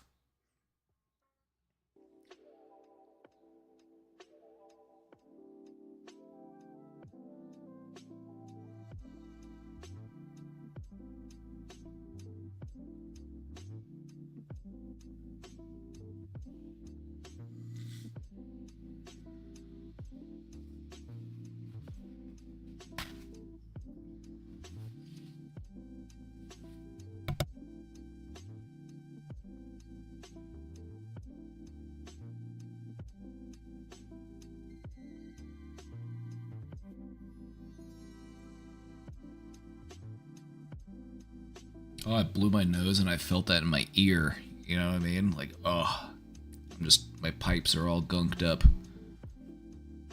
Don't be nasty. Mind out of the gutter. Do you have any advice on how to beat procrastination from the tiniest tasks to something major? I just can't conquer it.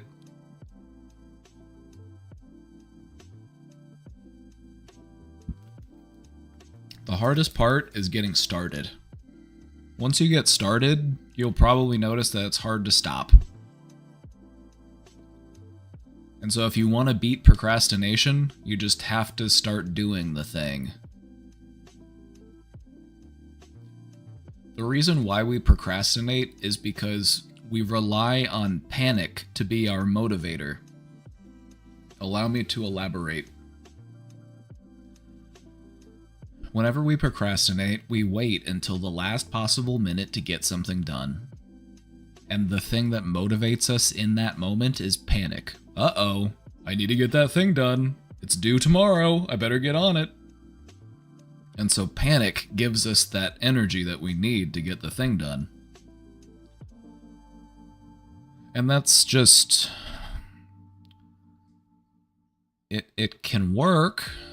I did it through most of college. Thankfully, near the end of college, I finally got over it. I finally figured out a different way after many years of school. But You want to beat procrastination? Alright. Do you have some music that makes you feel productive? Put on some productive music. It'll make it hard to stay still. And then get up, and then just start doing the thing. Or make a list, like, is there anything that I need to get? What should I do first? You know, do I need to make some notes so that I can, you know, make a little checklist?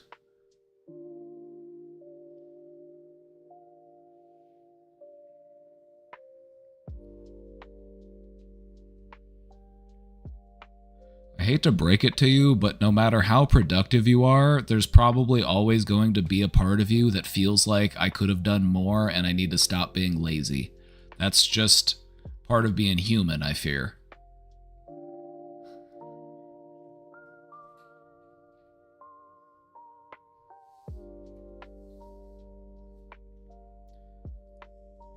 Oh yeah, Soren's got a good bit of advice. If you're gonna make like a to-do list, throw in some freebies on there. Just checking off a couple things on the to-do list helps you to feel more energized and productive. Like, wake up. Got that done. Eat breakfast. Easy. Get dressed. Brush teeth. Wow, I'm killing it.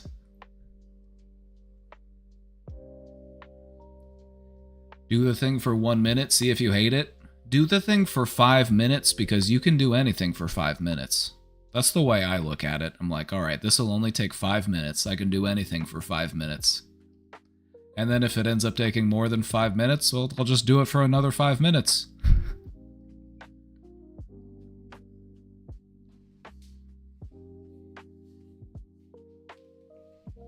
Isn't make a list a good one for that? Oh yeah, even better. Add make a list to your list. Another thing to check off. Oh my god, I'm crushing it. I'm so productive today.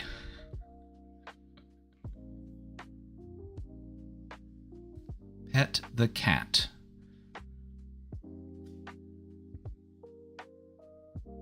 Done.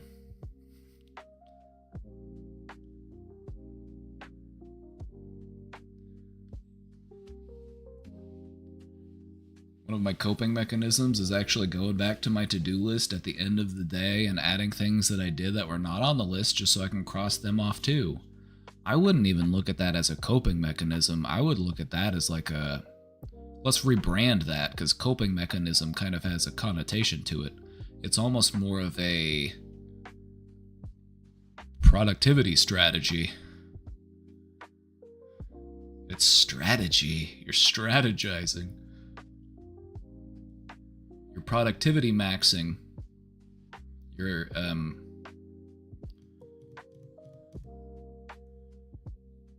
recognition maxing. Can music harm mental health? Yeah. Just think of Baby Shark.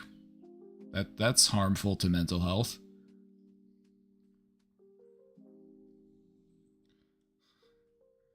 Can music harm mental health? Yeah, sure. Just think about 3 Doors Down.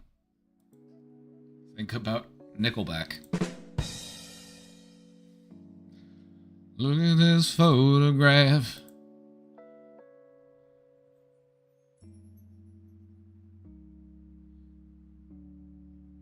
Sorry for the bad choice of word. No apologies. No apologies. Look at this little cat. She's sitting all in my lap.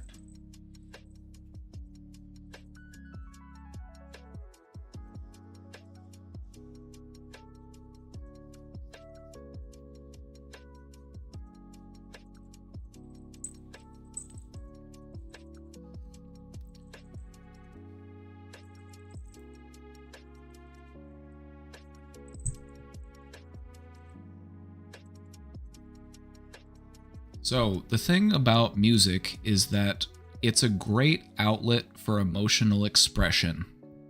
Music can allow us to express ourselves in ways that we might find challenging otherwise. You know, if you've got difficult feelings that you're dealing with, listening to music can help you to process those feelings or to uncover those feelings if they've been repressed. Music can be great for you. Music can be very uplifting. It can, I love music. It's one of my favorite things. If you ask me, music is one of the few things that humans did right. I'm kidding. We've done several things. I just can't think of any other ones at the moment.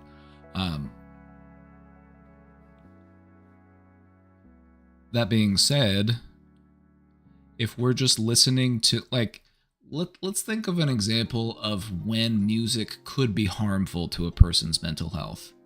Let's say that you are very isolated and very depressed, and you don't really have anybody around you to help uplift you or anybody to talk to. You're not really feeling very loved. If you're listening to music that reaffirms those feelings, my life sucks and everybody hates me, I should stay all in the basement, that could harm your mental health. Because it's just kind of pushing you into a hole. It's reaffirming and validating all of those negative feelings without really doing anything to offer you a way out of those feelings. You see what I mean?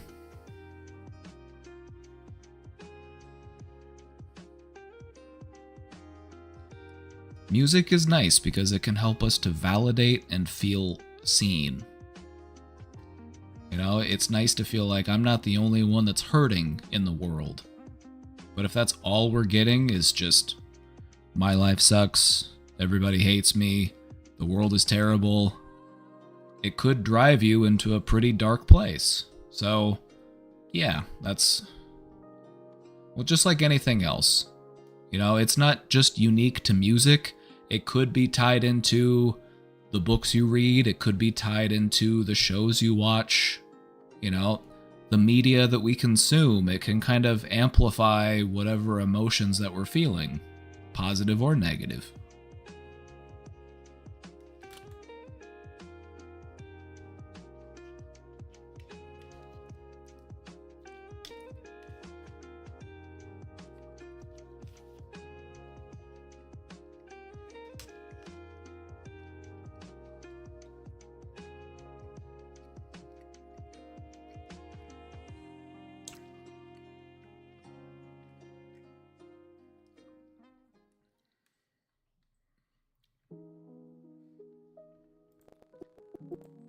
Yes, you're on the keyboard.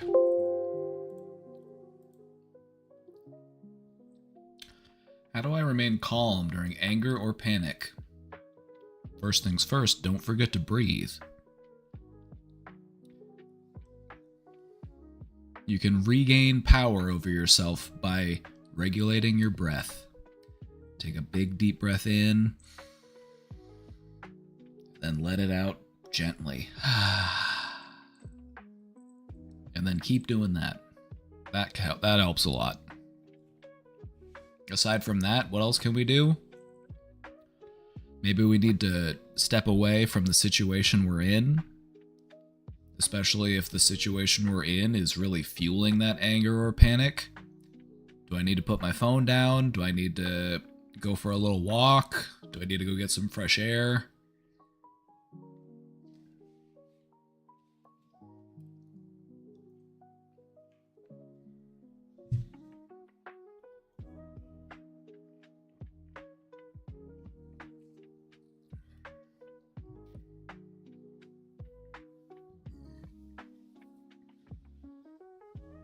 I also have a really weird suggestion, but it does work.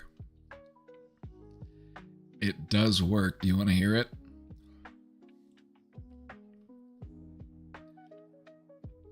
It takes advantage of how our brains are wired, but if you're feeling angry, one of the most guaranteed ways to dissolve that anger is to sing. Our brain has a really hard time being both angry and singing at the same time. It can help you to process those feelings.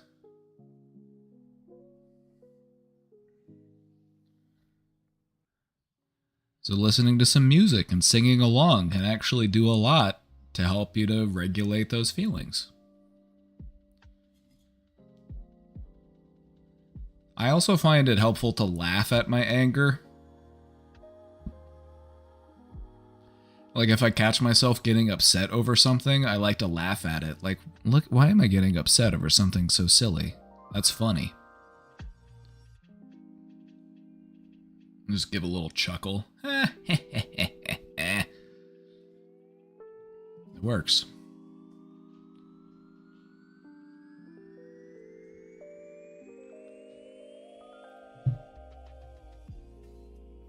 Our minds are very suggestible, and sometimes all we need to do is suggest a different emotion to ourselves, and that can be enough to actually help us to shift emotional gears. Like, actually, I'm not angry right now. Actually, I'm having a good time, and this is actually pretty funny. It might surprise you how well that works to just offer your mind something different instead of feeling like I'm locked into how I'm feeling right now, because you aren't.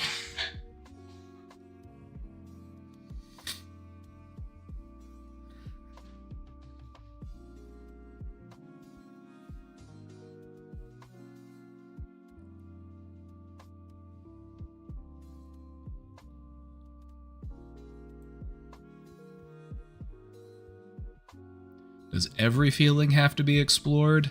As in, oh, it's there for a reason, what's the reason? Or can some just be ignored? That's a good question. That's a good question. Let's talk about that. What you're describing is something that can happen to people when they become very mentally aware. Once you start to recognize the things you're thinking about and recognizing your patterns and, you start to recognize the significance of things, it can be hard to stop. You're like, oh, what is that for? Why does that happen? What's the reason behind that? And that can be exhausting.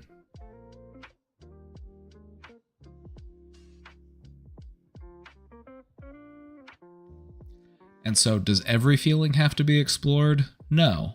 Because if it did, then that's all you would ever do, is just always be exploring what's underneath. And that can kind of take the fun out of things. It's like knowing how the magic trick is done. It kind of takes away the mystery.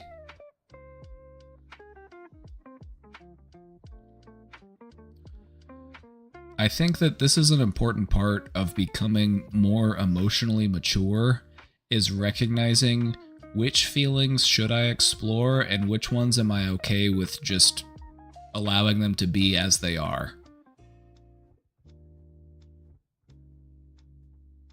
You know what I mean? There is an importance to understanding the reason behind things, but we don't need to understand everything. Sometimes the reason isn't very satisfying. Sometimes the reason is just something very simple, like, oh, it was just a mistake, or I wasn't thinking.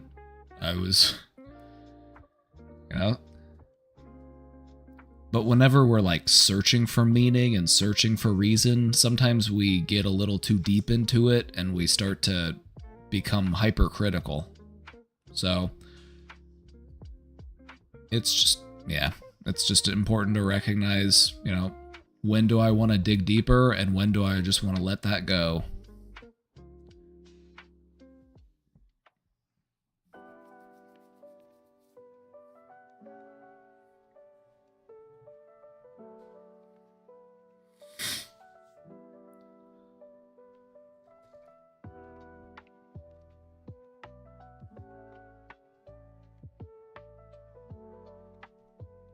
Mm-hmm.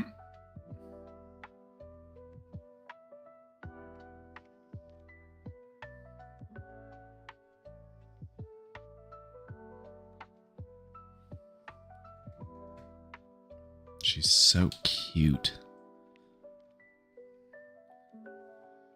Little Miss, you might be one of the cutest cats I've ever seen. And I know I'm biased, but whatever.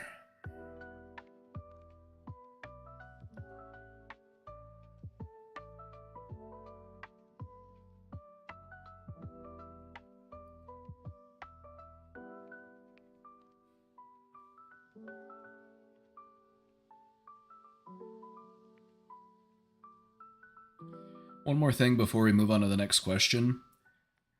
When you start to really dig at what the reason for things are, you'll notice that there will be times where sometimes the reason just doesn't make sense, or it's just like, who knows? Like, yeah, sure, there could be a reason, but sometimes the reason is just, I don't know, I just felt like it. I just didn't think about it.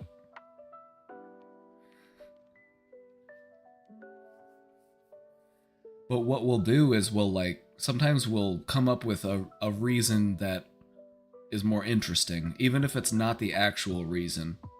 Like, no, it couldn't just be because I wasn't thinking. It couldn't just be because, I didn't know any better. It has to be something deeper than that. It has to be because, there's got to be some sort of hidden underlying thing when there might not be.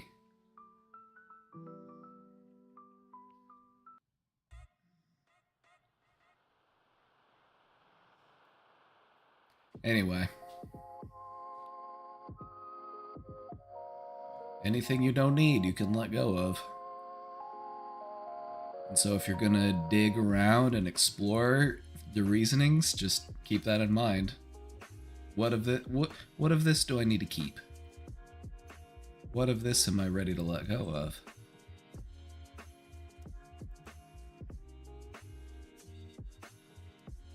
It's me with the crush again. How can I make him less nervous around me? Ask him about his favorite video game.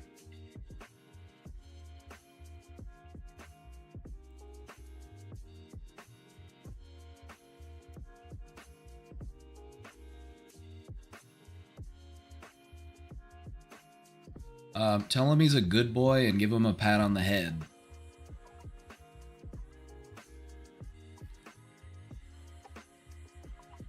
Like, it's okay. You're doing great.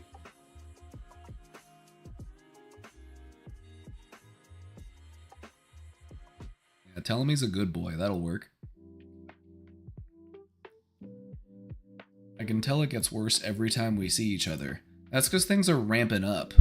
And this person likes you, right? This person likes you, and the anticipation is building. And so that's why it feels like they're getting more and more nervous, is because of the anticipation.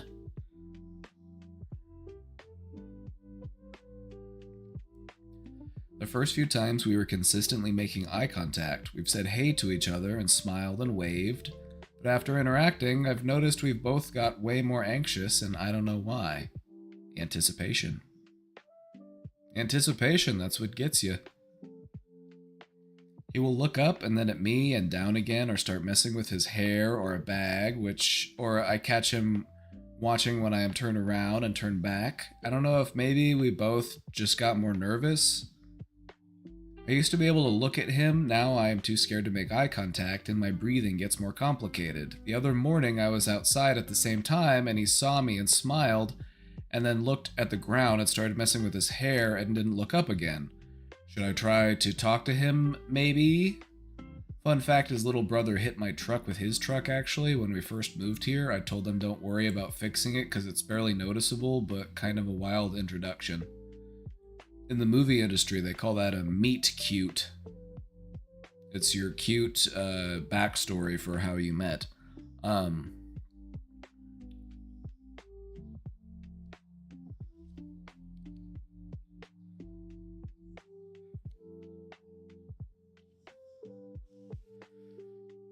What do we think about some harmless physical contact? A touch on the shoulder, a hug, maybe a little hand holding. It could do the trick. It sounds to me like we just need to get that ice broken.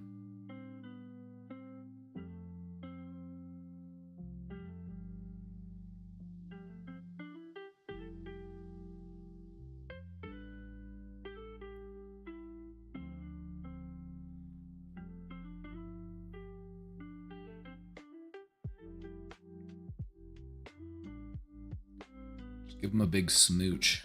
That'll do it.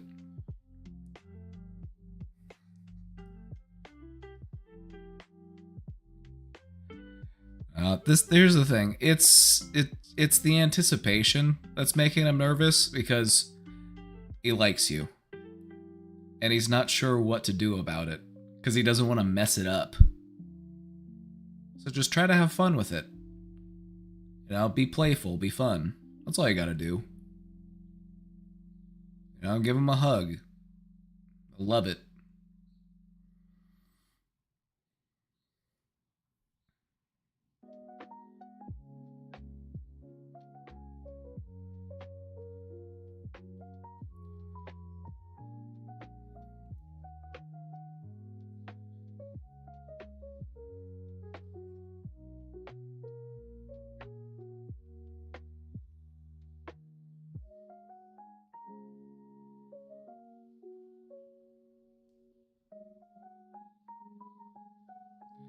You know, I think he wants to take things beyond just these like little meetups where we stop and we chat for a little bit and we, you know.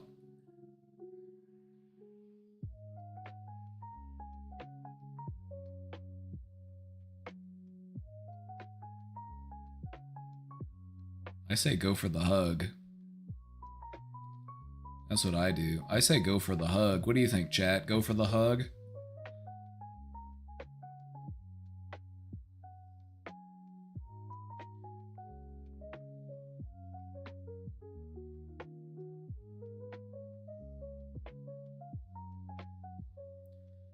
Just imagine you're in that situation. You know? Imagine you're in that situation. You're young. You think this person's cute. You're interested in them. They're interested in you.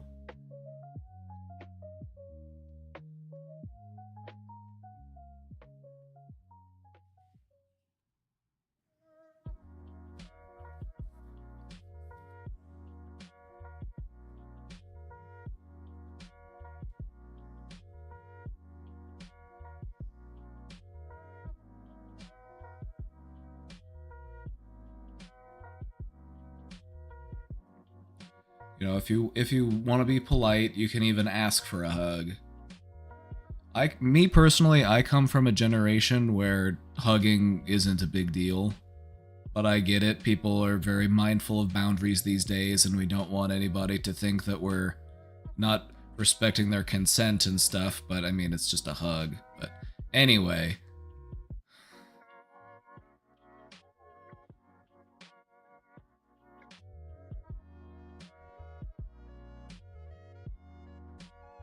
As long as your dog likes him. If your dog likes him, that's...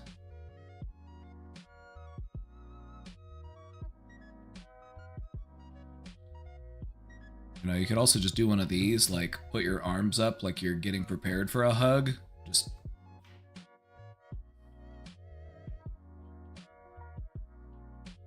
It was nice talking to you. It's good to see you.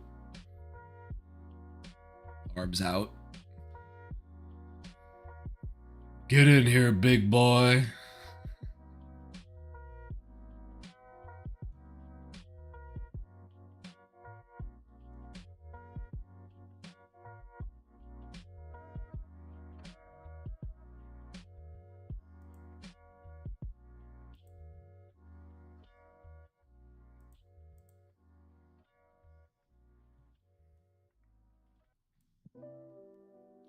Miss, get off my keyboard. You're messing everything up.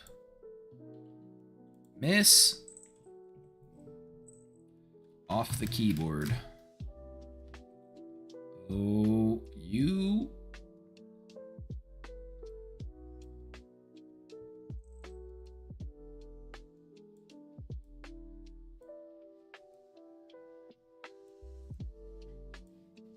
Miss, get off.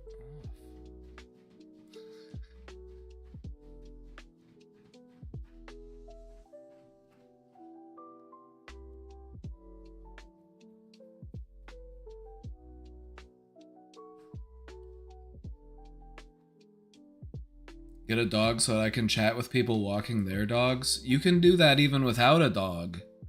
You can just say, I like your dog. Is it okay if I pet them? You're even allowed to bring dog treats with you. Just be like, I just love dogs. Is it okay if I give them a treat?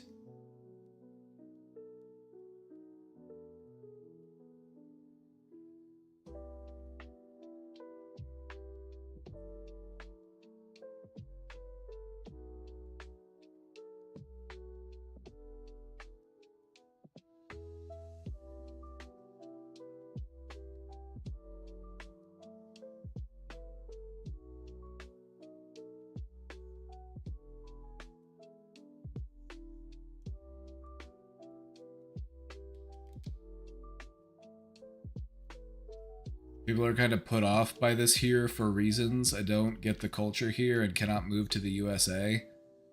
Don't let that stop you. There's nothing wrong with being polite and being nice, even if people think it's weird. If being polite and nice is weird, then I'm gonna be weird. Like, I'm gonna say, hey, I like your dog, can I pet him?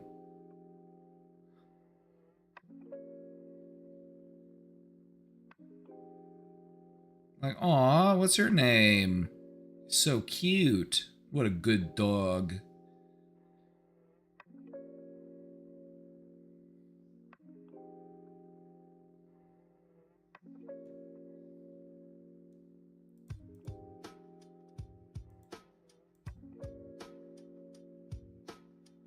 I guess that's one good thing about being American.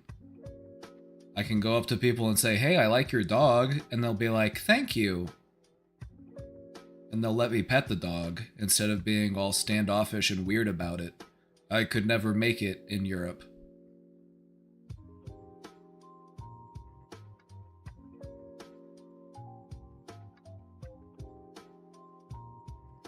It feels so disingenuous, I would need a proper excuse to repeatedly meet a person like that here. Just do it genuinely, and then it won't be disingenuous. If you don't tell somebody you like their dog if you don't like their dog. Only tell them that if you do like the dog.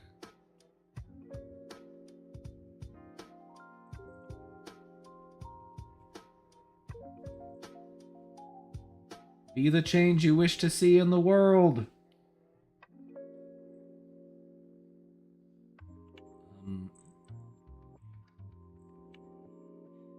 All right.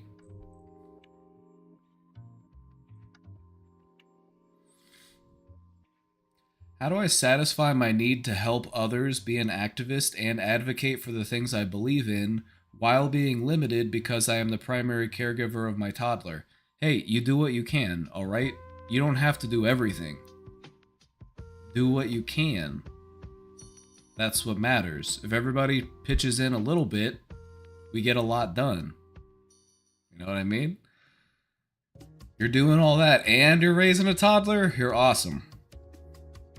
You're able to do literally anything else aside from focus entirely on raising that child? That's incredible. I often feel like my participation in DSA protests and work in public schools is not enough. I wanted to just slap my webcam, but that would probably come across as a little hostile, but I just wanted to knock some sense into you.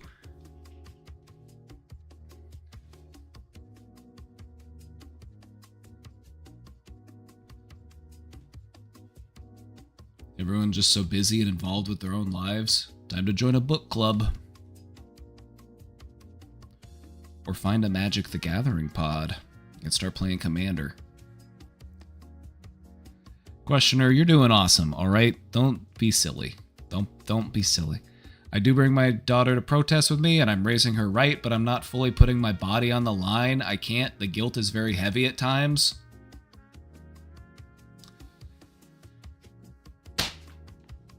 Oh, okay. You're doing fantastic. Why are we putting that guilt onto us? Why isn't the guilt on the people who have built this system? Why isn't the guilt on the people who perpetuate the system that we're protesting against? Like, don't worry. There are plenty of other people who can step in. There are plenty of other people who can help out. Just you being there, just you raising awareness and doing what you can, that's more than enough.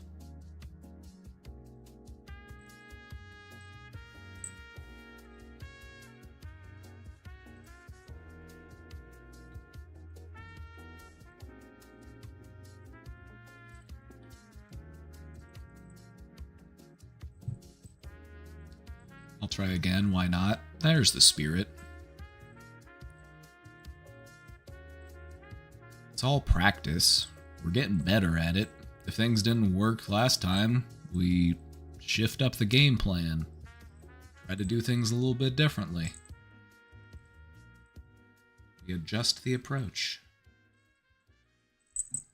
Questioner, you're doing awesome. All right, you are.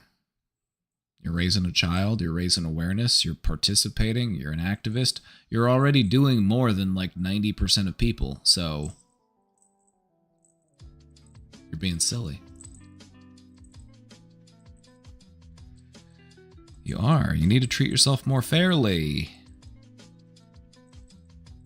You're doing great. You're doing great. So just keep doing what you can. Keep inspiring others. What you'll find is that praxis works in many different ways. You know, I can't make it to all the protests. I can't make it to, all the meetings. So what do? I talk to my neighbors. I talk to people in my community. I help to put to words the things that they are also feeling. And that's important work to do, because a lot of people feel how you and I feel. A lot of people are frustrated and scared and angry about the way that the world is. They just don't have the words for it, so help them to find the words. Talk to them.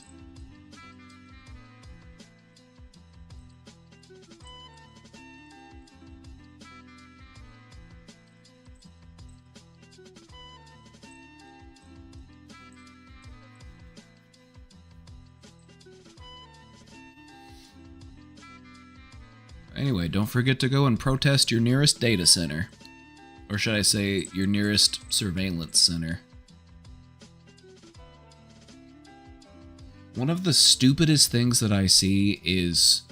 let me backpedal a little bit here. Let me give some context. They are trying to build a data center in a town nearby, and the citizens are totally against it. They tried to do it the right way. They tried to go through the city council. They got thousands of people to sign petitions. They tried to take it to a vote, and they basically just ignored the voters. And so people are pissed. And so I'll check news articles, and all of the comments, or most of the comments, are people just complaining about it and talking about how they don't respect the people who live there, and how this is going to be terrible, and how this is going to ruin the environment and not create many jobs, and it's just going to be awful. But every once in a while, you'll see a comment where it's like, LOL, imagine being against a data center when you're typing this on your phone. Aren't you using the internet? LOL. It's like, that is the single stupidest thing that I've ever heard. It's like, these data centers they're building have nothing to do with the internet as we know it. These data centers are so that they can increase the processing power of the surveillance systems that they're trying to implement. All of the flock cameras. They need something to process all that data so that they can really ramp up the surveillance. Larry Ellison, Peter Thiel. There's got to be bots or intentional trolls? Probably. Or just like smarmy 60-year-olds who think they're funny. Just don't forget, chat, only you can prevent data centers.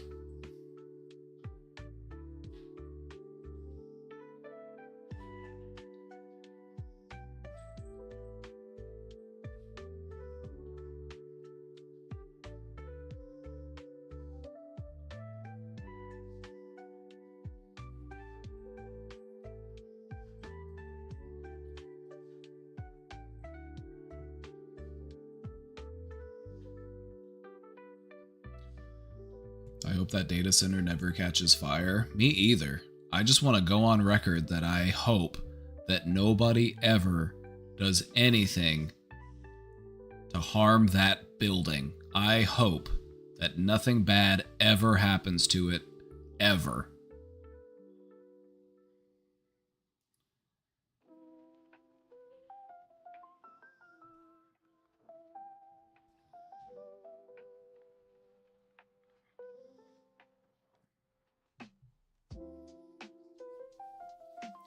Even the conservatives around here hate data centers.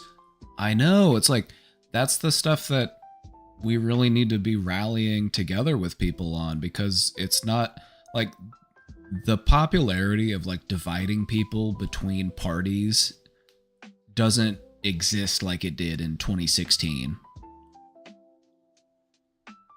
Like, people are starting to see that, like,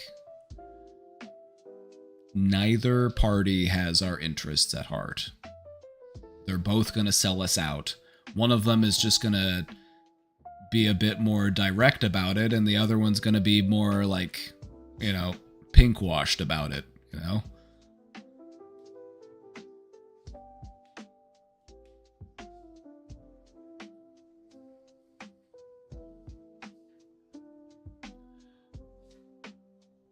Also, don't forget to tell all of your local tweakers that, actually, no, what you should not do, you should not do this. I'm going on the record here, you should not do this.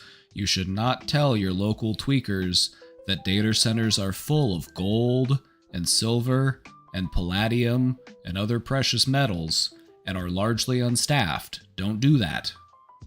Don't do that.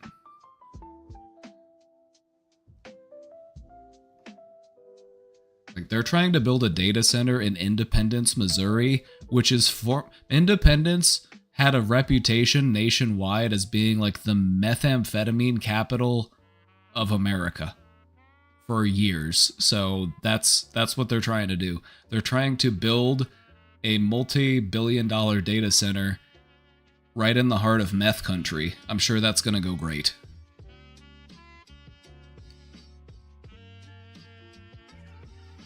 I'm starting a new day now. Hell yeah. Hell yeah.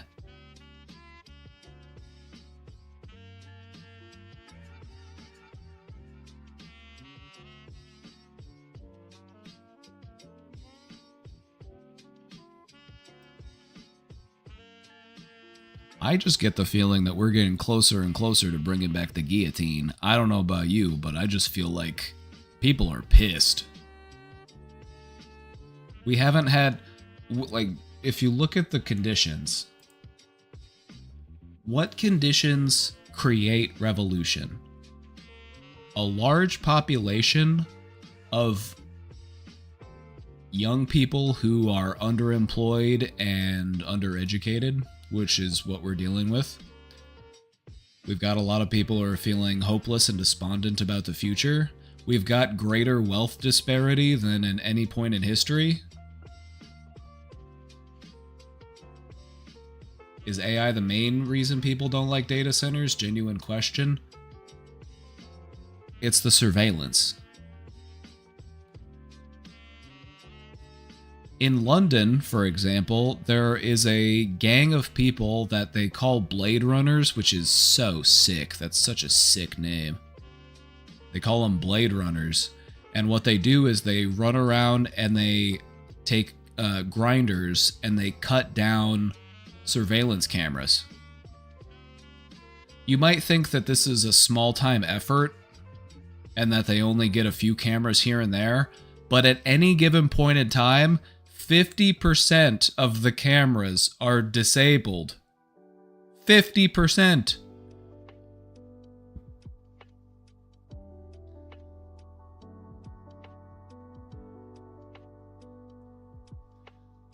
That's not the first time that word has been said out loud around me in the last 2 days. Oh, guillotine?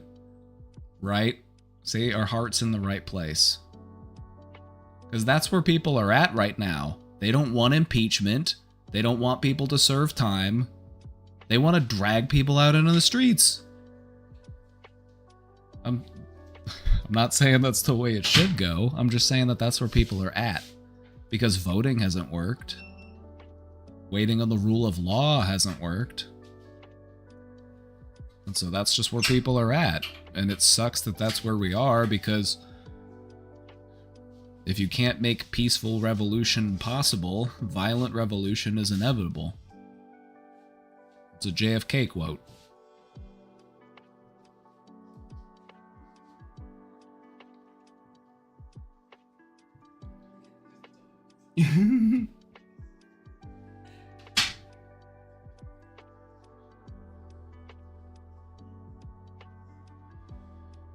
But no, in my local like news article, there's like a local news posting about the data center, and even just like regular average people are talking about like, sounds like we need to have a Molotov cocktail throwing contest and like that kind of stuff. Like that's where people are at, and that's insane to me.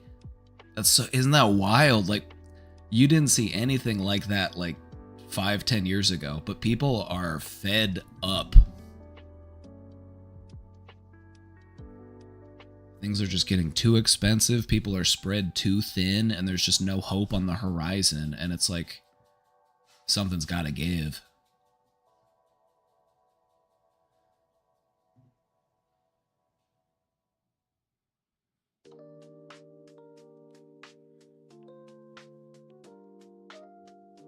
Not fed up enough here yet? They're waiting for the Americans to make their move. I feel like once the dam breaks in America, other countries will start to follow suit. At least that's what I'm hoping. We just want things to get better. We just want people to have hope again. It's like shit's getting dire. It's like more teenagers are taking their own lives than ever before. And that's fucked up. It's a really damning sign that you live in a sick society when so many young people feel so helpless and so hopeless that they feel like they've got no other option but to take their own life.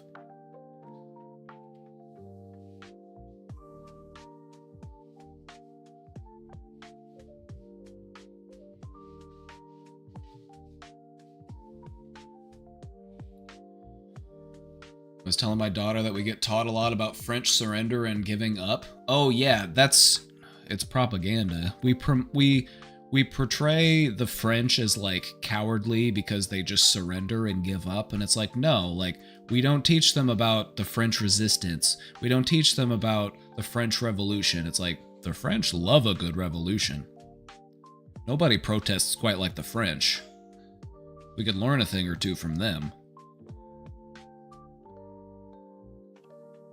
Wasn't it the French who were like taking, like there was farmers protesting and they were like dumping trucks full of manure and stuff? Like where's that? Like, can we get some of that?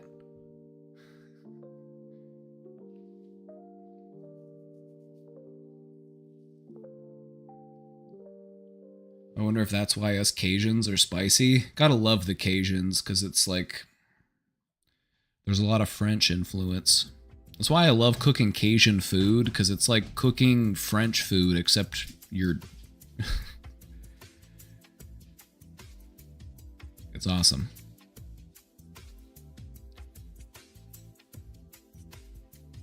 It's like cooking a more exciting French food.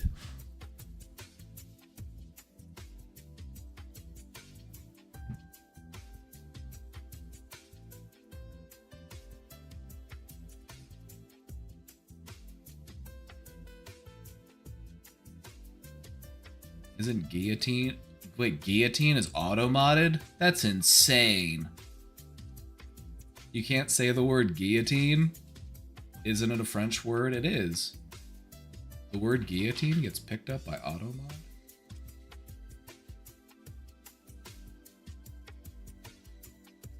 Can I say it? Hold on, let me try.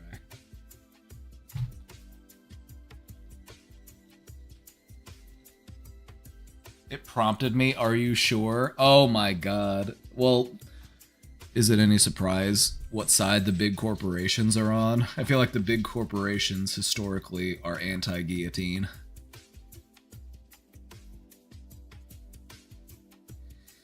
It said, are you sure? Are you sure you want to say that?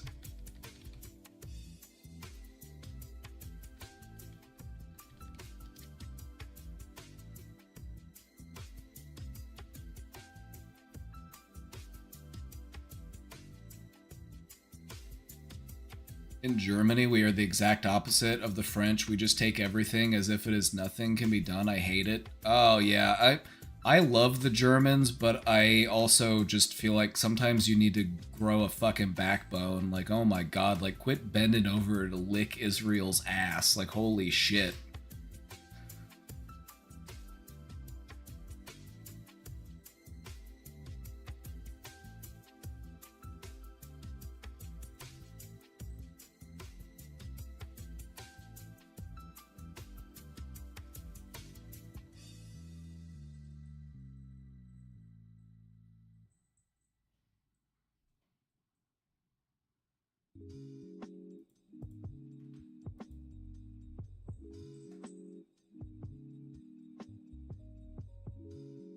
I have a lot of lived experience about this. Oh yeah.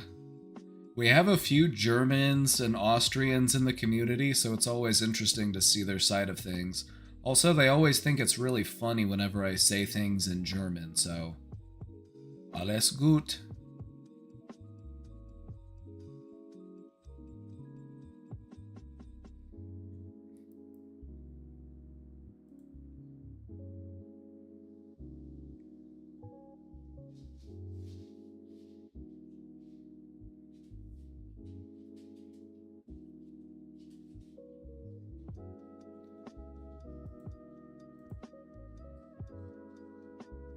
But Germany is so... Like, I don't want to say cucked because it just kind of comes across as a little brutish, but I'm having a hard time thinking of a better word for it, but they really are just like cucked. Because it's like, what are you doing? Arresting people for protesting Israel? Or you're arresting people for saying free Palestine? It's like, what the fuck? It's so fucking stupid.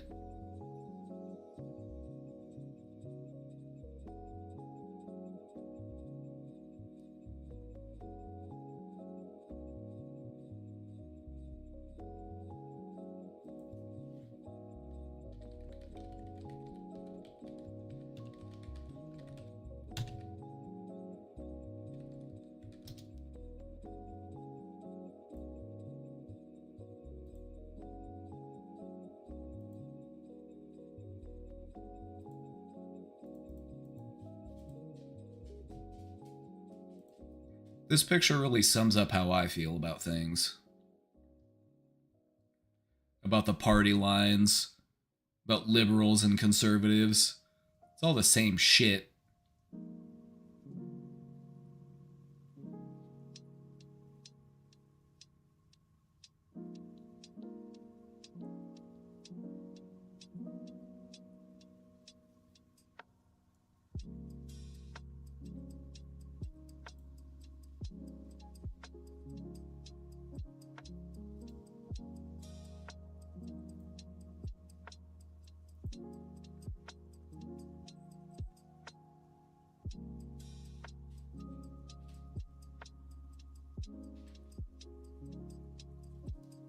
Conservatives are just more bigoted liberals, IMO.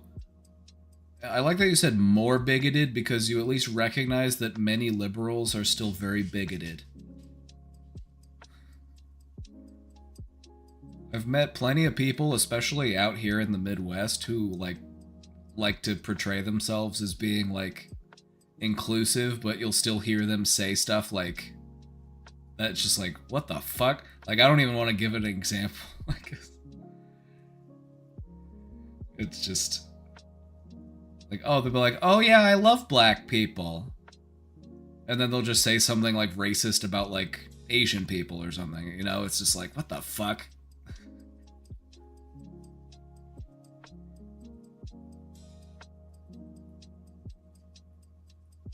I call the product libs want to sell us happy capitalism where we are more equal about our inequality. The libs they just want to go back to the time where they could go to Target and they could walk around with their Starbucks drink and they could just buy shit that they don't need and just not have to think about the fact that we're blowing people up in other countries. That's what the liberals want. They just want to go back to that. The liberals fight for the status quo. And anybody who fights for the status quo sucks. Because the status quo is dog shit. We need change.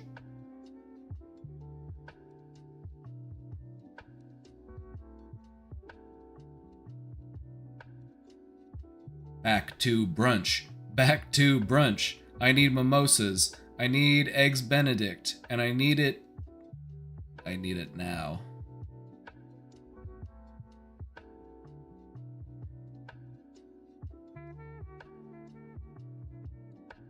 Status quo means changing nothing, which is what the Democrats love to do. They love changing nothing. I've been voting for Democrats since I was able to vote. I was able to vote in 2008. I was able to vote, and I've been voting for Democrats, and they haven't done shit.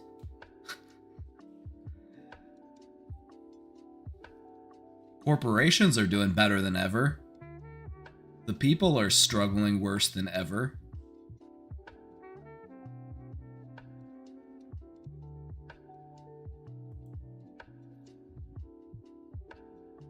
What we need is some democratic socialism.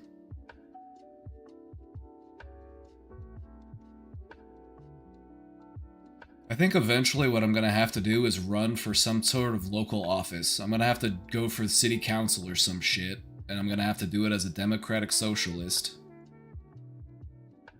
Because I've got Riz out the gills, and I'm going to have to use it. I don't know if you know this about me, but old people love me. Especially older women. Like, Casey refers to it as grandma magic.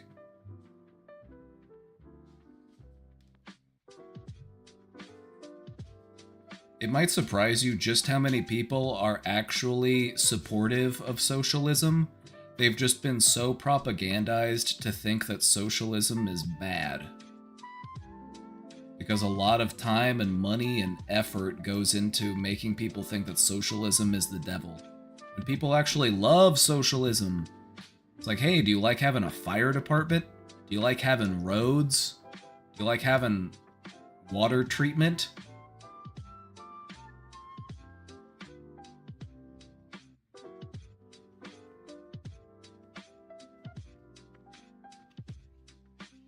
Yeah, you've either got the Republicans who just want to ruin everything as quick as possible. It's like, hey, let's just clear cut the forests. Let's just extract all the natural materials.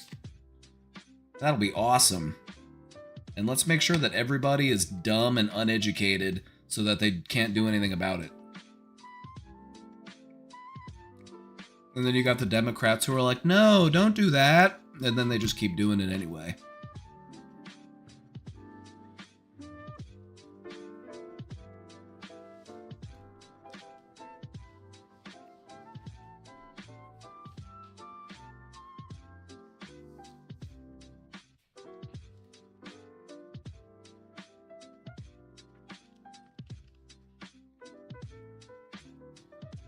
People also like to badmouth socialism by critiquing other examples of socialism throughout history as if the United States has not played a direct hand in sabotaging any social movements in other countries across the world.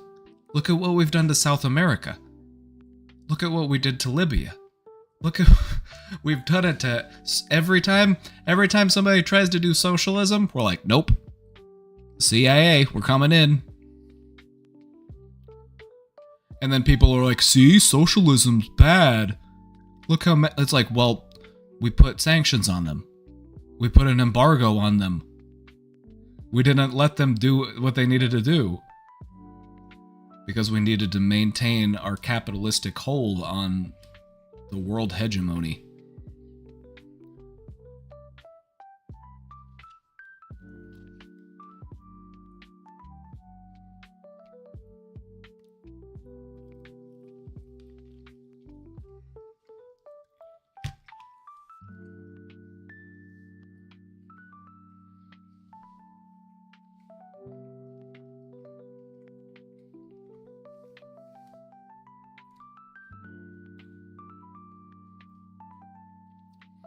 Yeah, Trump is the embodiment of this, like, outdated mindset that might is right. And that still is popular in certain parts of the world.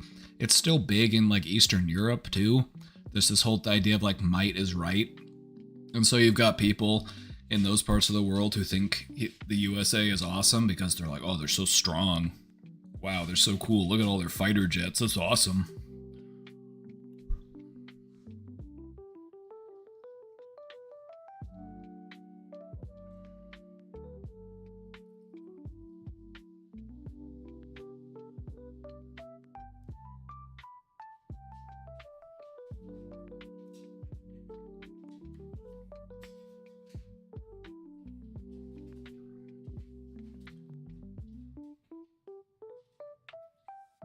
You know how we've talked about overcorrection in regards to mental health? Like, you realize that your life is going in the wrong direction, or you need to make some changes in your life, and so you make too many changes and it just ends up making things worse. That's how I feel about capitalism and communism, and whenever people critique socialism. Like, throughout history, perhaps we have overcorrected. We saw how terrible the system was, and so we tried something completely different, and it ended up being just as problematic. But we need to find something that works better because we're smarter now. We've got technology.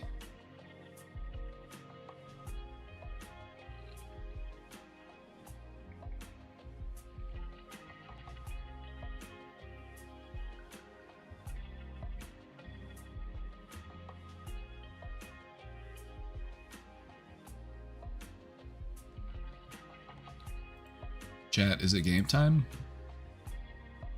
Might be game time.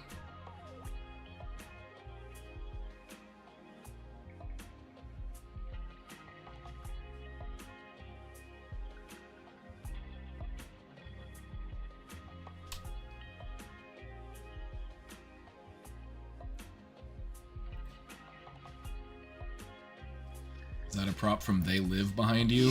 It is. That's a They Live mask.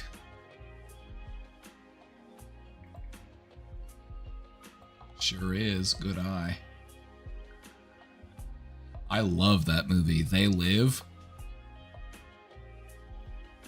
I feel like it's aged so well, and the message that it puts out rings more true today than ever before. We watched it once for movie night. We'll have to run it back sometime because it's a good one.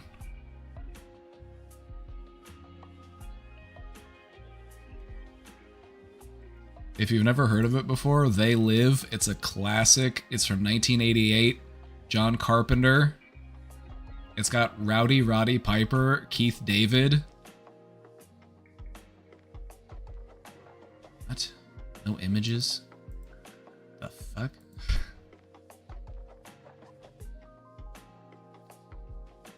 It's a tale about a guy, just an average guy. He's a construction worker. And he finds a pair of glasses that allow him to see the world as it truly is. And what he recognizes is that there's some sort of like hostile alien force that has infiltrated humanity.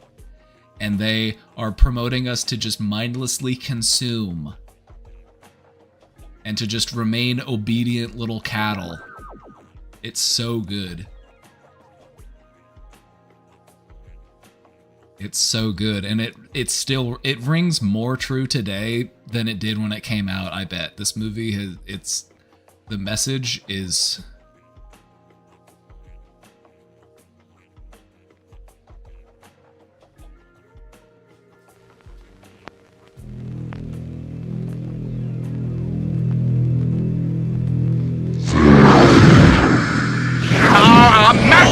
What do these things want, and why are they here? You still don't get it, do you, boy? They have recruited the rich and the powerful. They're running the whole show. Wake up! They're all about you, all around you. Blinded us to the truth. Take a look. They are safe as long as they are not discovered. I don't know what they are or where they came from, but we gotta stop them. Stay away from me. Put these on. They have us. Look at them. They're everywhere. Our owners. We have no other choice. I don't like this one bit. Leave it alone, man. It ain't none of my business. Ain't none of yours. We have been lulled into a trance. Listen to what I'm saying to you. We're in trouble. The whole world's in trouble. Control us! You're sending some kind of signals out of TV sets. I've got one that can see. Mama don't like tattletale. Now we start spilling some blood. Let's go! Push a button. I have come here to chew bubblegum and kick. And I'm all out of bubblegum.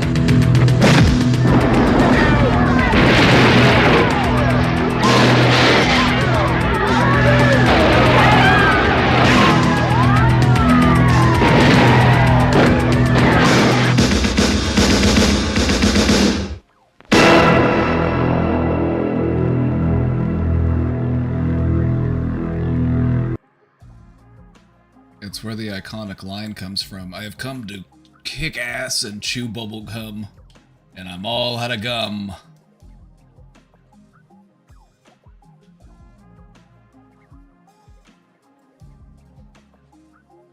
So good.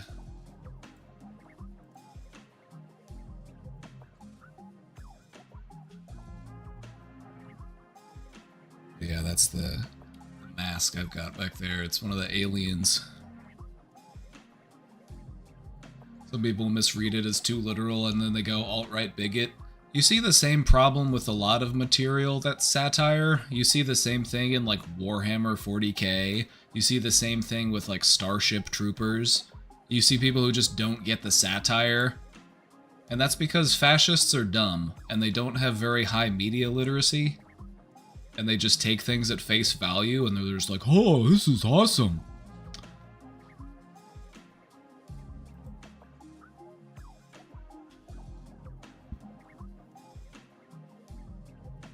But yeah, like I love Warhammer 40k, but I also recognize that a lot of like really weird people are into Warhammer 40k for the wrong reasons. I'm like, you shouldn't be celebrating humanity in Warhammer 40k. We're not the good guys.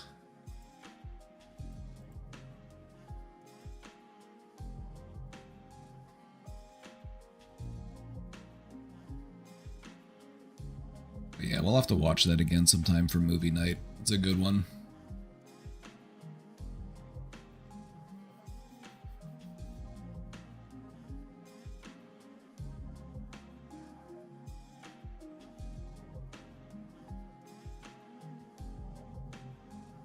But yeah, you can't expect fascists to have a high degree of media literacy, because that would require that they read a book.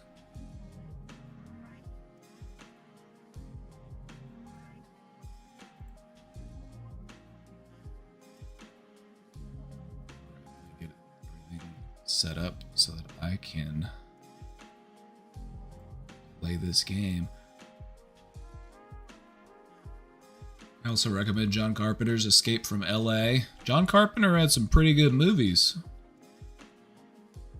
They Live's got to be my favorite, though. That movie's so good. It's got one of the best fight scenes in any movie.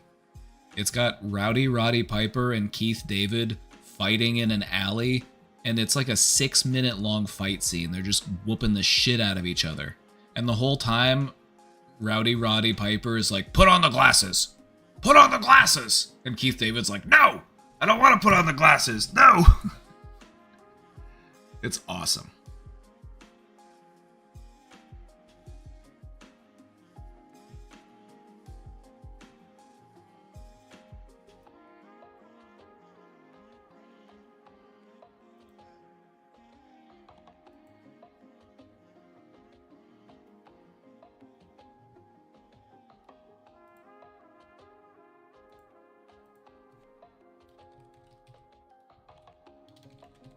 Alright, let's do a little Zomboid.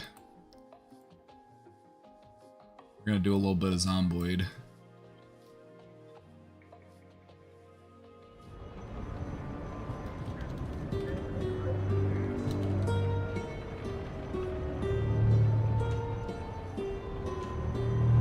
The Thing, that's probably number 2 for me.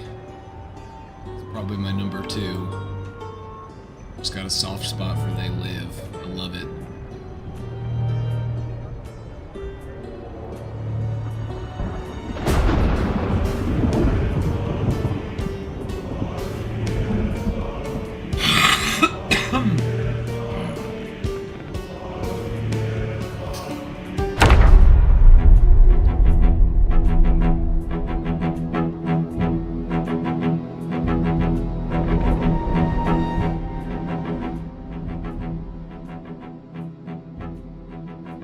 Ba-ba-da-bum, ba-ba-da-bum, bum, bum, bum.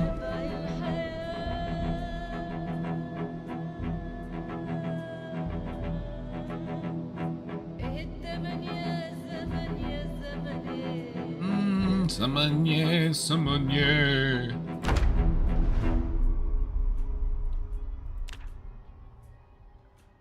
I overburdened? Oh, it's because I'm hungry.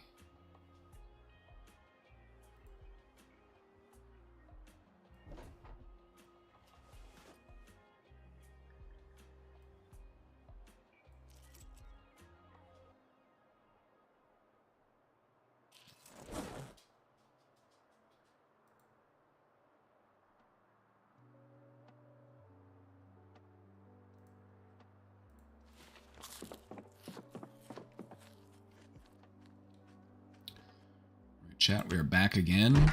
We're back again here.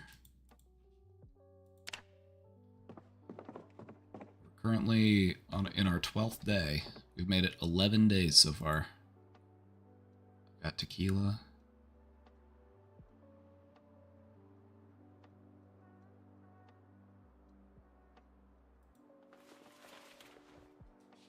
We decided we need more Molotovs. So that's what we're going to do.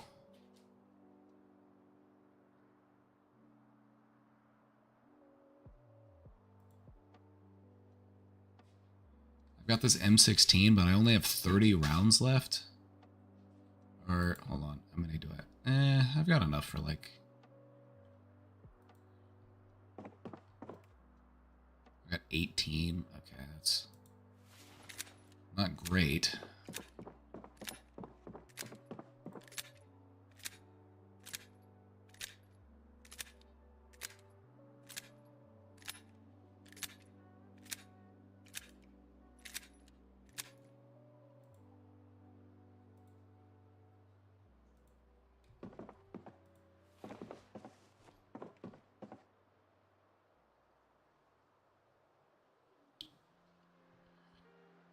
This many batteries.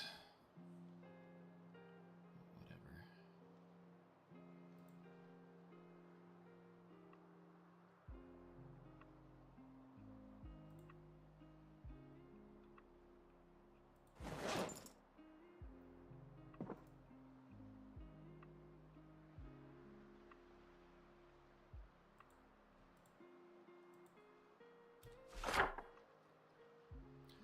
We're going to head back into Louisville, and what we're going to do is we're going to try to make it up here, because right around here somewhere... Ooh, shit, done by default. The 5 gifted subs, let's go. Ooh, a treasure train? Chat, we're on a treasure train. For a limited time, 35% off. Thanks, Done by Default, for getting us started. Oh, yeah. Thank you so much. Alright, here's what we're going to try to do. We're going to try to make it to the...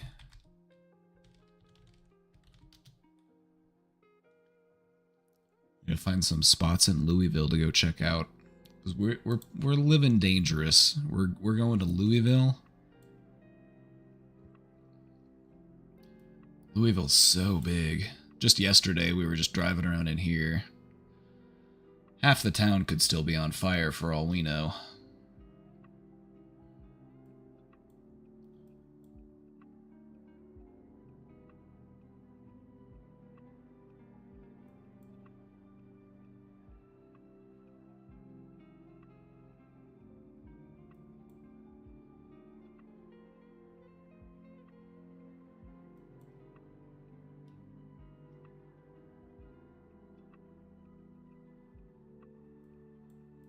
Trying to find a good place to go check out for some loot. I'm thinking we're gonna go up over here. There is a Army Surplus store. This is where we're trying to get to. The Army Surplus.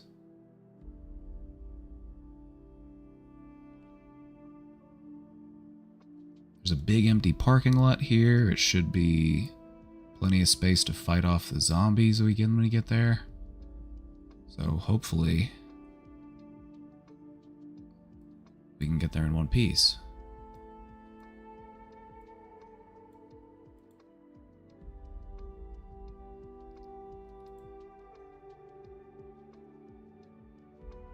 So it's right here. Okay.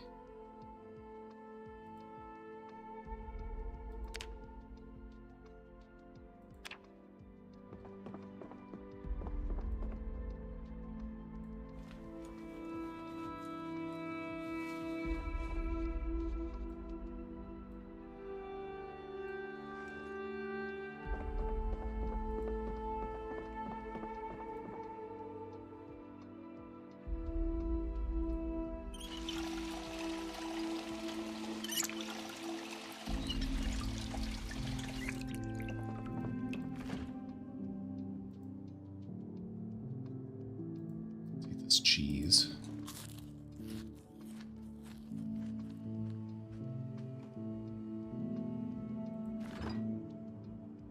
Ooh, ice cream.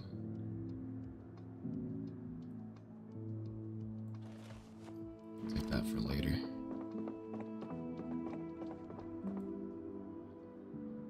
Alright, I need to drop some stuff off because I've got too much shit.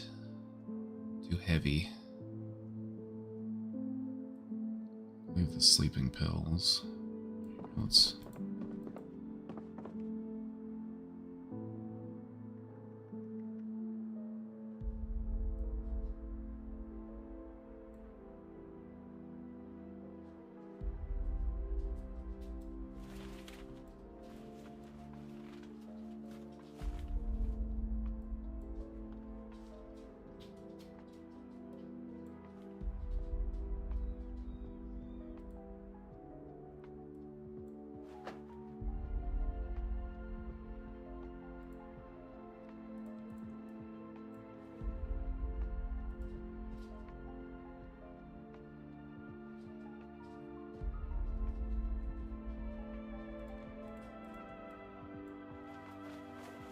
some stuff in the cupboard. Got a bunch of shotgun ammo. We're running low on M16 ammo though. So I'm kind of thinking just to free up some space, let's go ahead and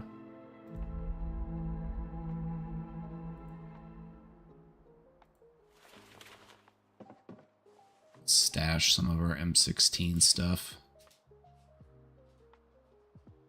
We'll leave it here.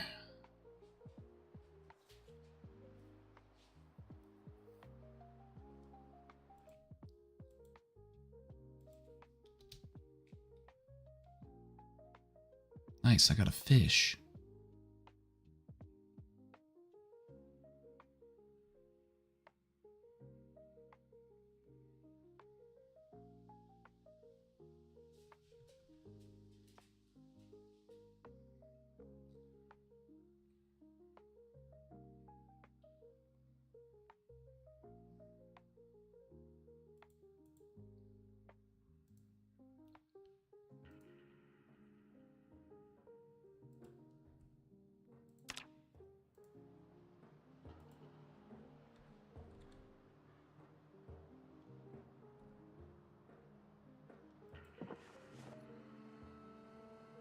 Yeah, we're gonna leave the M16 here. We're just gonna take the shotgun, slap that on our back.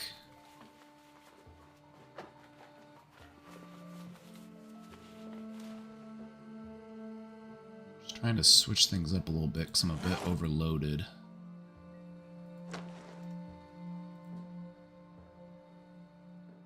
Oh, I do have some more ammo. We'll leave it here, though. We'll leave it. Do I take it? I don't know. Do I take the M16? I don't know. Do I take the M16 or do I leave it? I need help. Do I just take the shotgun? Got a ton of shotgun ammo. I feel like we can make that work.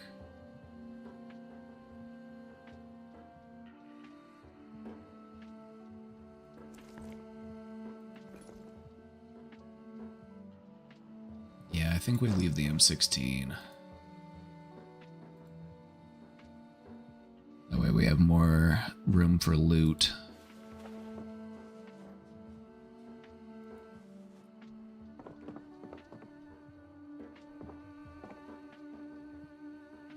More room for loot. Okay, we need to make some more Molotov cocktails. For that, I'm gonna need more rags. So let's see if we can find some clothes to rip up.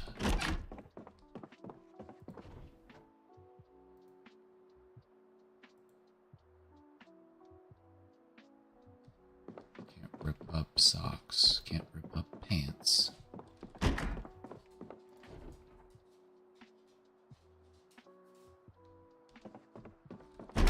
up a bathrobe. What condition is my hammer in?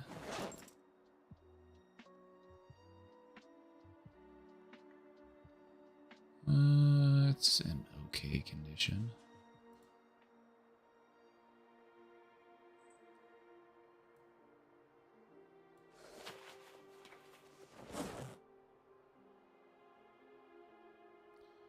We'll take the backup hammer. You never know.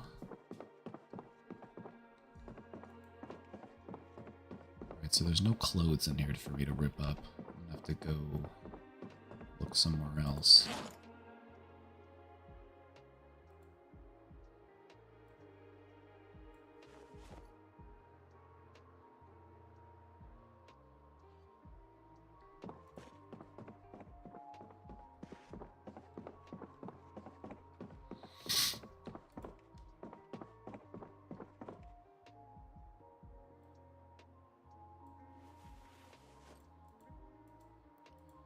Take a can of oats. It's not good food, but it is food. Oh,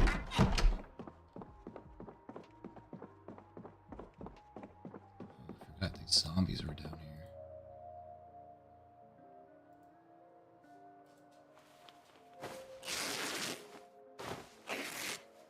Gross.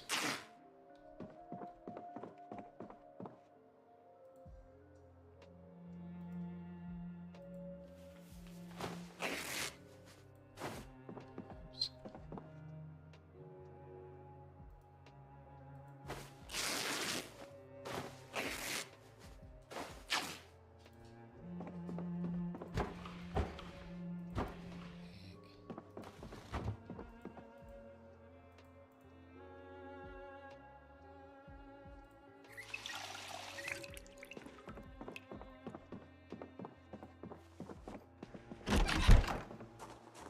Stinky.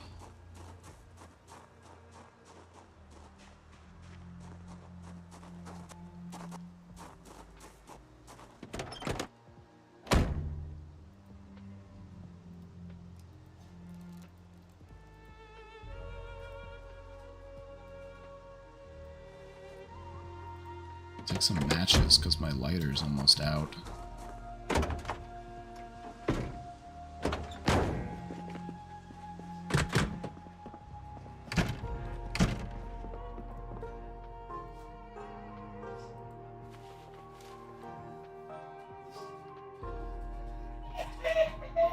Oh. Atticus, what do you see outside?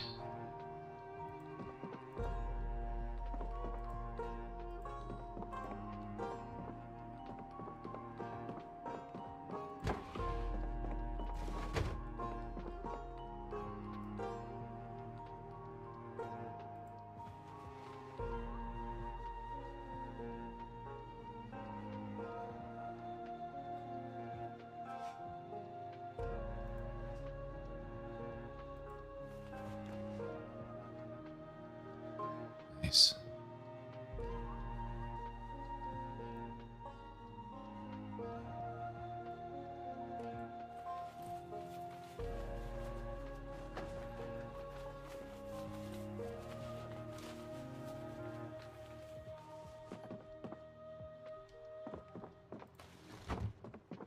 Can't make a Molotov out of gin. You also can't make it out of rum. It has to be whiskey, tequila, or vodka.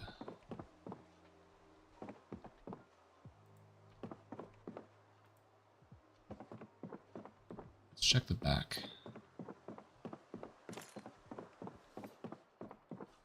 I want all the Molotovs I can make.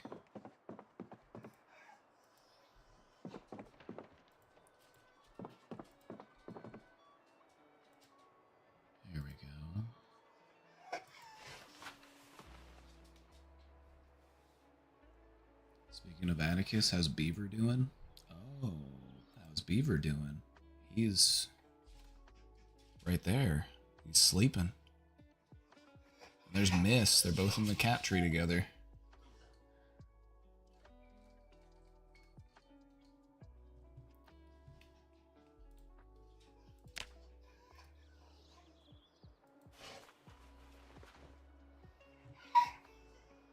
I need to let this dog out real quick. Give me 1 sec. I'll be right back. Alright, Atticus, I'm coming. Let's go outside.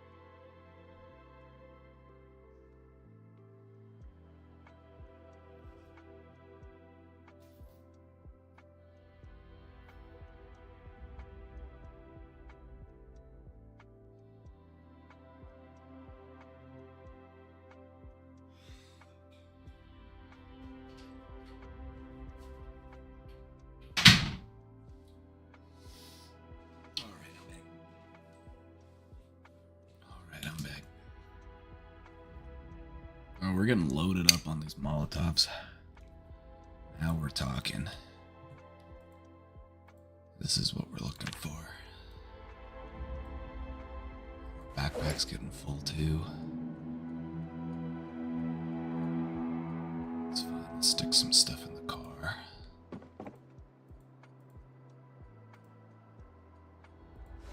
I'll make as many as I can. I got 2 more rags.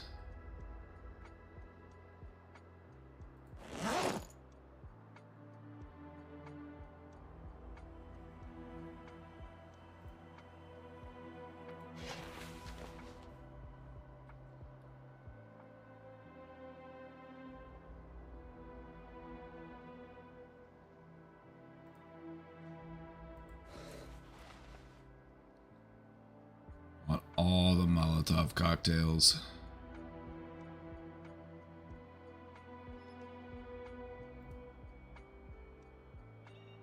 Out of rag.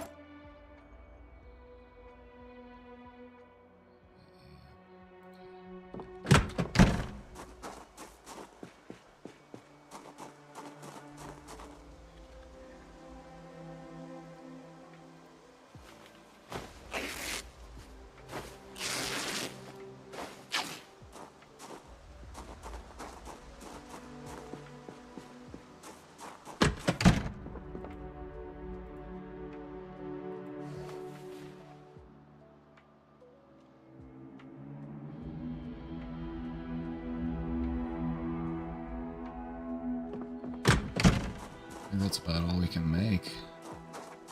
Liquor stores picked through.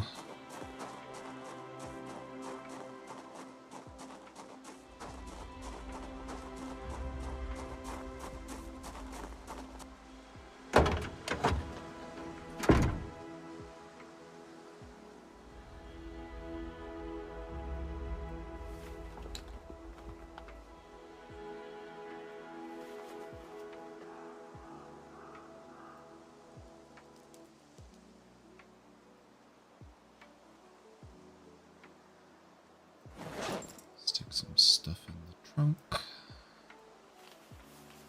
I've got so many Molotovs now.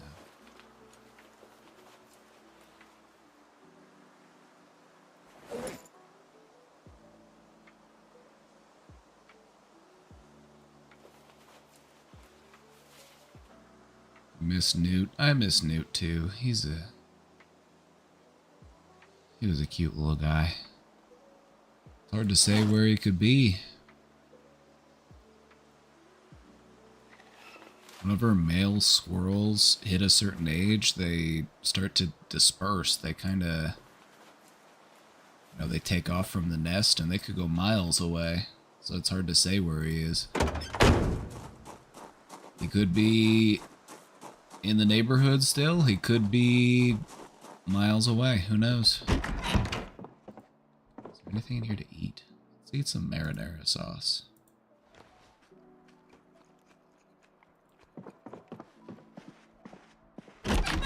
Or just drink a jar of marinara sauce. That's girl breakfast.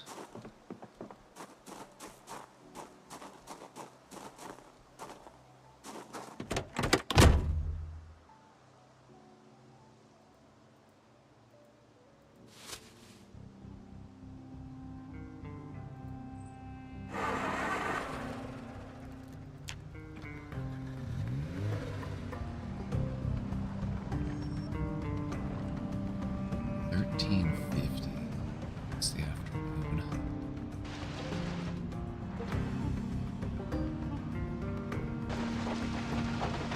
And we're heading out. First things first, I do want to stop by my old van here. I had this old van, and it's got stuff in it that I've never come to clear it out because there's always so many zombies around, so I don't know. Do I want to do that right now? Or do I want to do it later?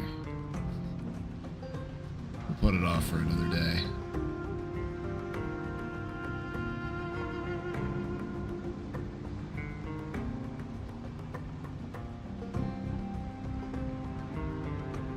Can't believe I'm renting my beautiful egg van into a light pole.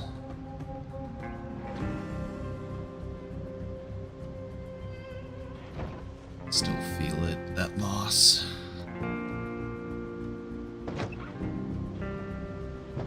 Yeah, it's hard to say where Lil Newton could be. He could be miles away, he could be across the neighborhood, who knows?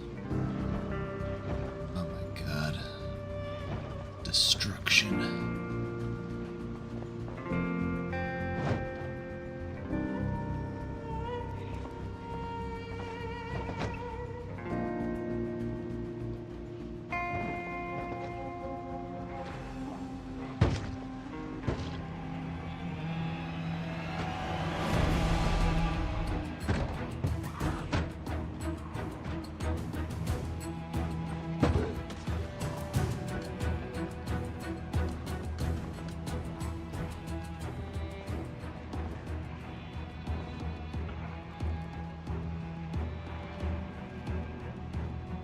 Some good looking vans here.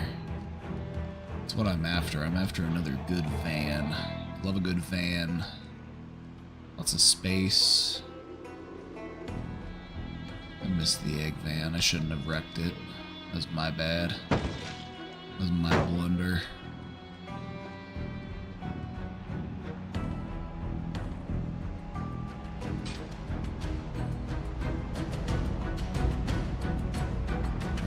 Downtown, we're gonna go make some noise.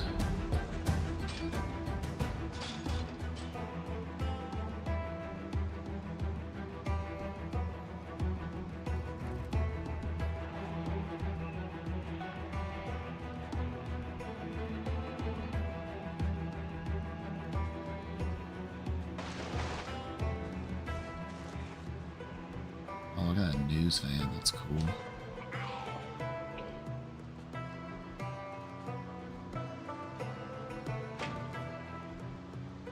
Alright, we're headed back into Louisville. It's crowded as ever.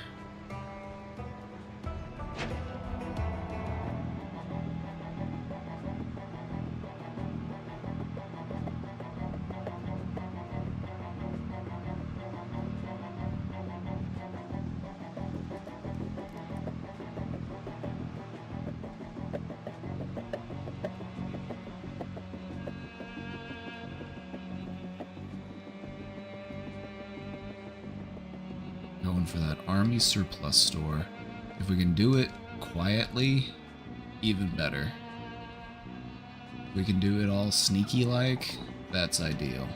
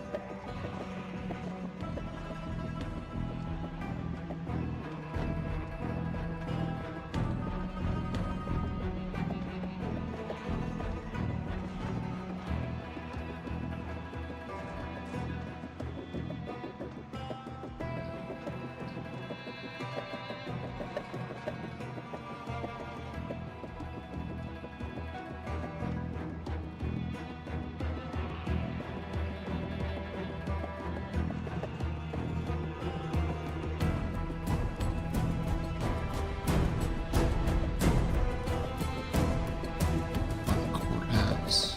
Okay.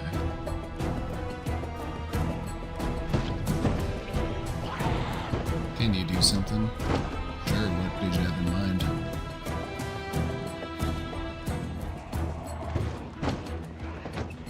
Anything in particular?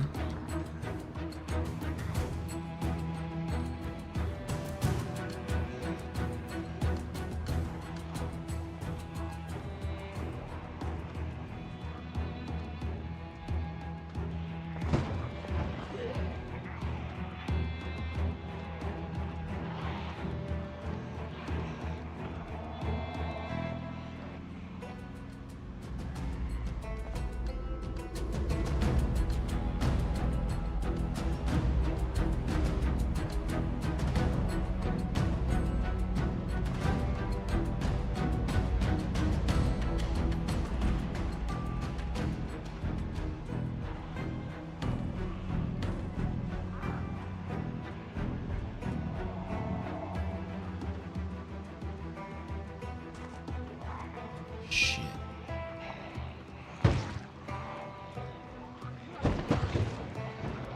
God, this is a fucking alley. Get me out of here.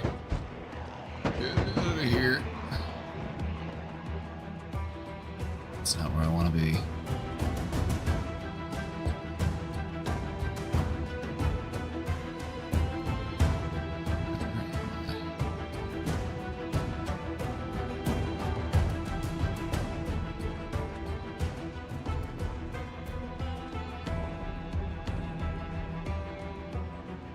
Maybe this is it. Hope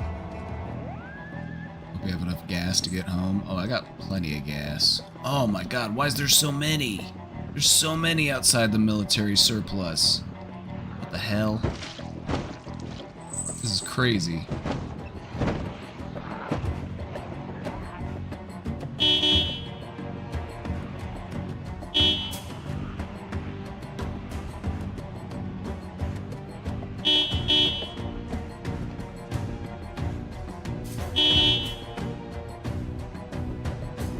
Jesus Christ.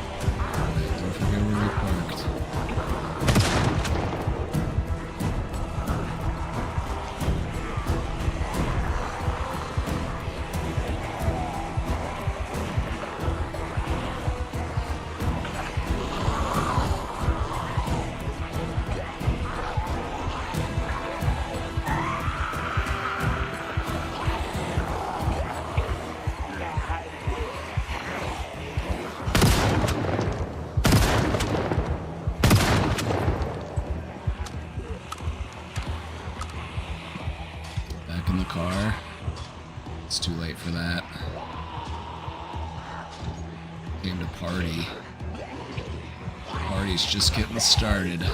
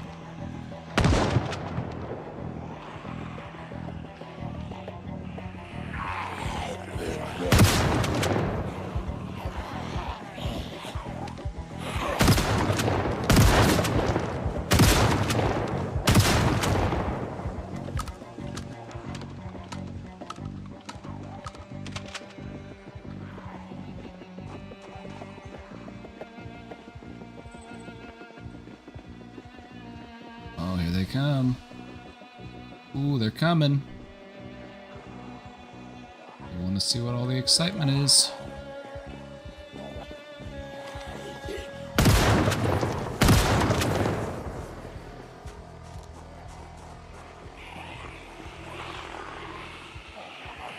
Hey! Hey! Hey!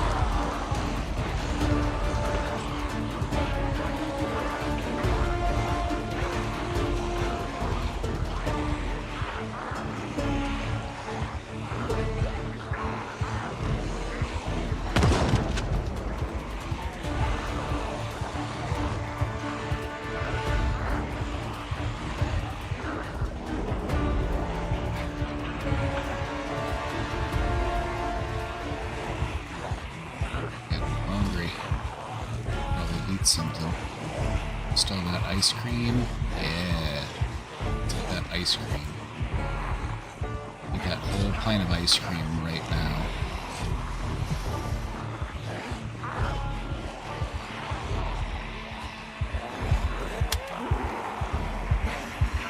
I need to pull out my shotgun ammo. Oh, it's jammed.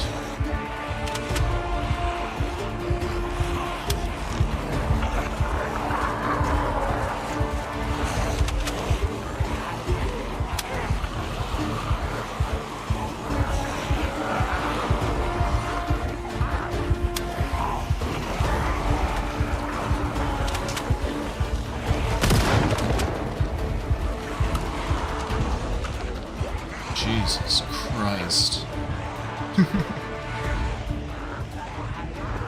Ooh, boy.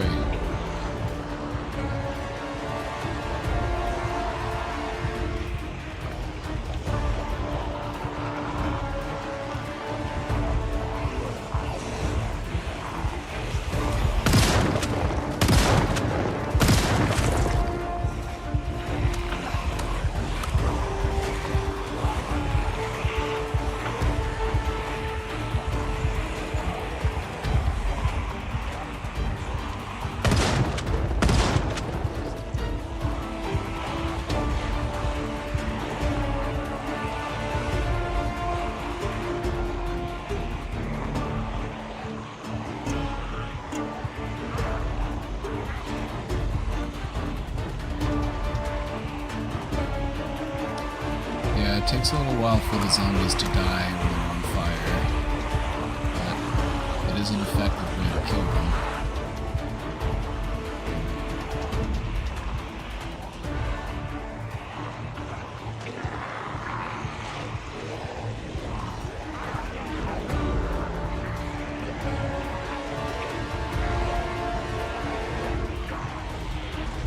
There's an add-on that lets you keep track of how many zombies you've killed with fire. I wish I had it, because it's a lot.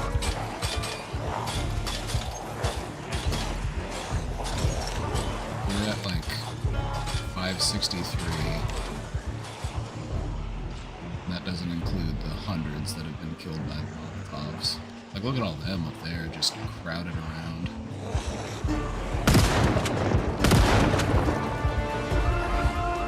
Ooh, an alarm. That's nice. That'll draw even more in.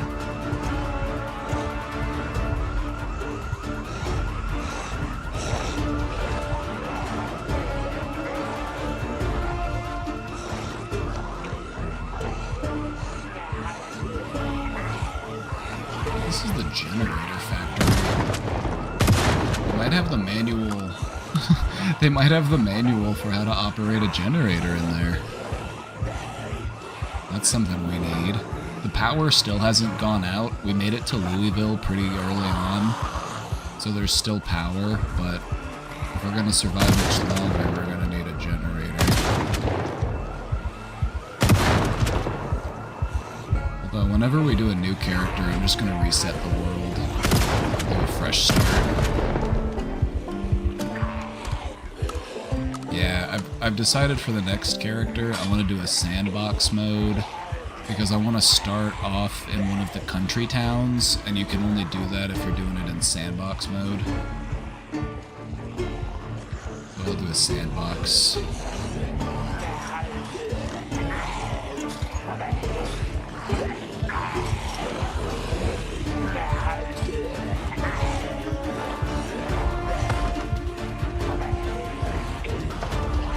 Imagine getting turned into a zombie at work. Wouldn't that just be the worst? I know what some of you are thinking. I'm already a zombie at work. I get it. Hey!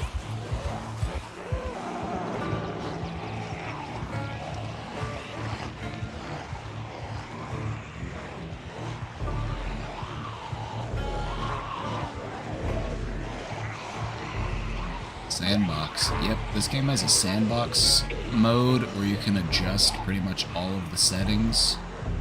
It's very customizable. You could make all of the zombies run if you wanted to, if you're a real psycho. You know, if you're a real masochist.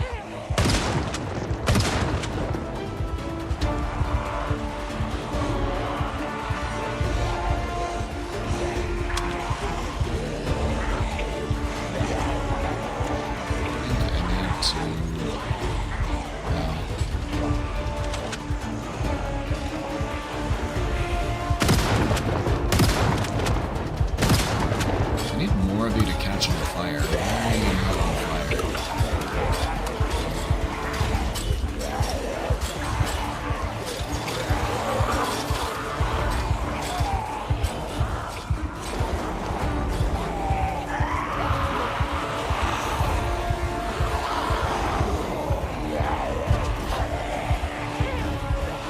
Come on, clump together.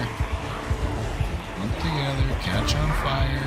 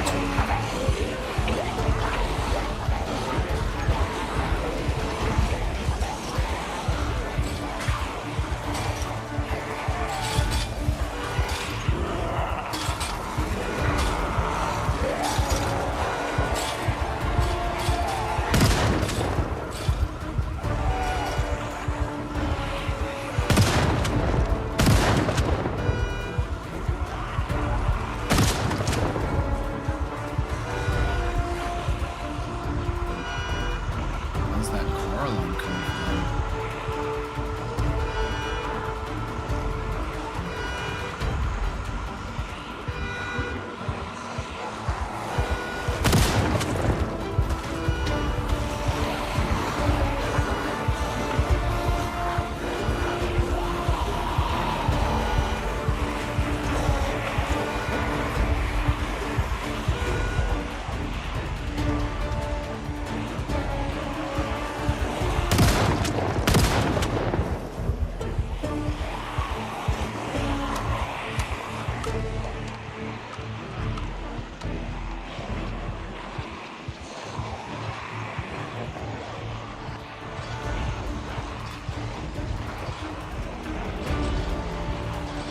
Still coming.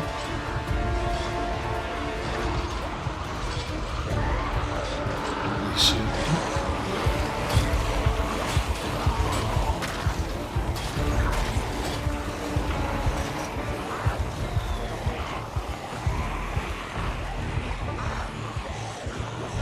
Terrifying. Arg! It's a little scary.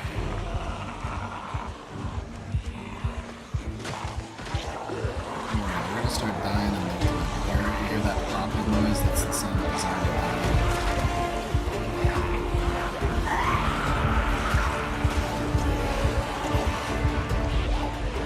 It's working. Getting them out. We're gonna clear out Louisville in no time.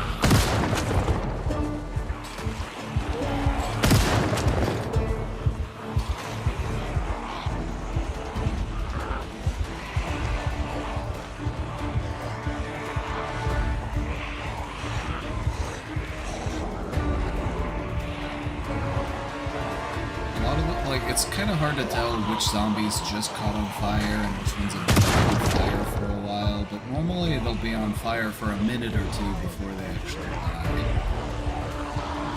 It doesn't take too long. As you can see, there's already a lot of dead ones. So those little piles of ash, those are all dead zombies. Like that clump.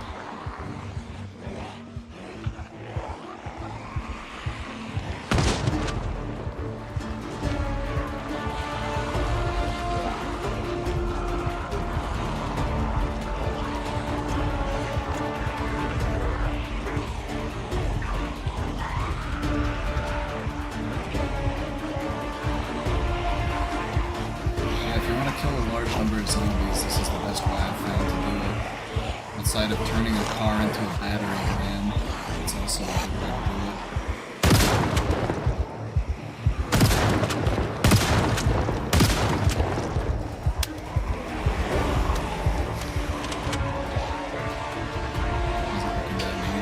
There's still quite a few empty places.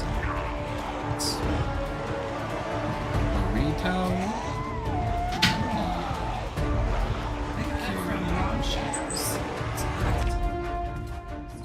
Oh, thank you. That's right here soon. Thank you. Casey brought me a burrito. Started playing PZ again last night, got the itch. Oh yeah.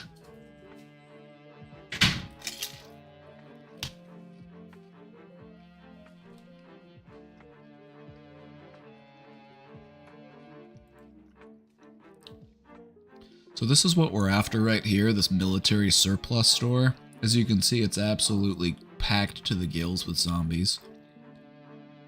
And so we're trying to burn them all to death without burning the store down. That's important. We don't want to burn the store down.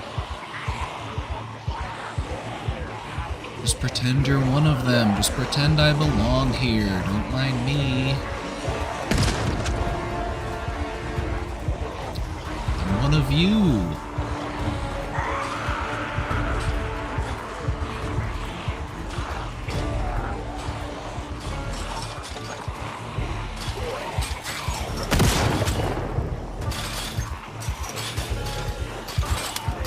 Oh my god, not the bunnies. Nope. Gotta unload. I gotta get more shotgun ammo.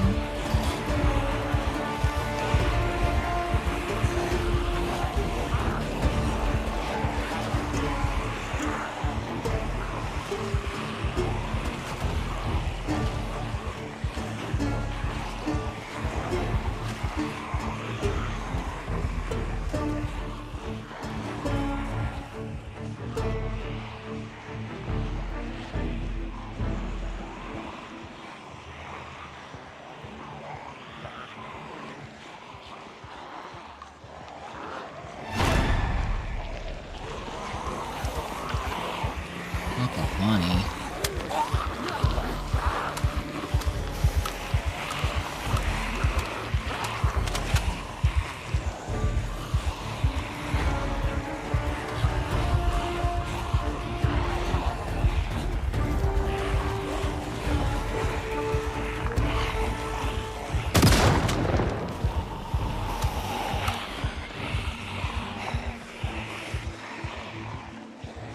Fire's doing its job. It's working. It just takes a minute. Just gotta be patient. We're getting there. Oh my god. There's so many.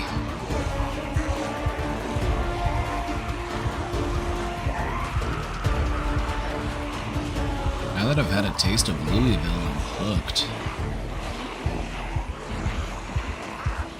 This is where the action is. You hear them just popping one after another?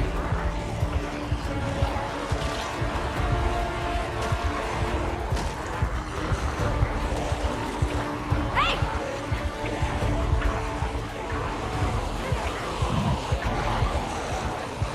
I'm getting hungry again after I ate all that ice cream?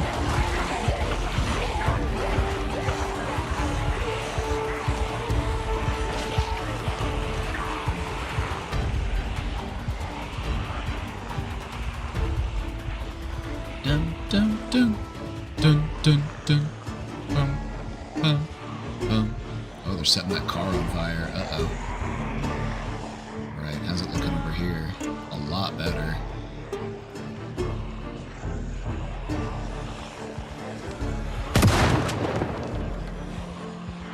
Looking a lot better over here now. I don't know if the fire actually hurts the car. I don't know if a car can burn. I might get lucky. All these cars might be fine. I was worried about cars getting caught on fire because I was worried about my car burning. But I don't know if... I don't know. It might. You might be able to burn cars, I'm not sure.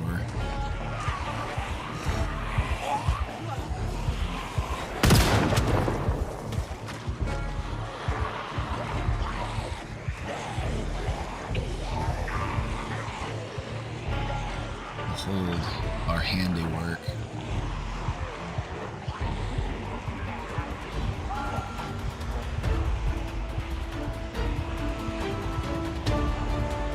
I think we should be proud of what we accomplished today. Been some good work.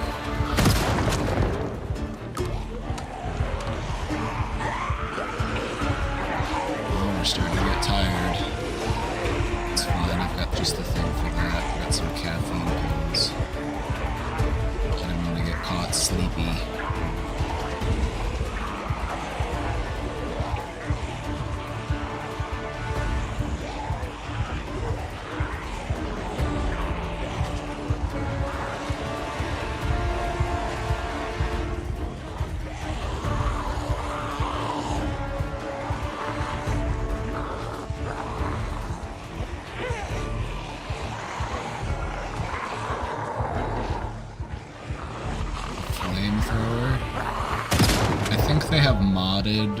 There's modded weapons. There might be I think there's a flamethrower. There's probably a mod for a flamethrower. There's not one in the base game.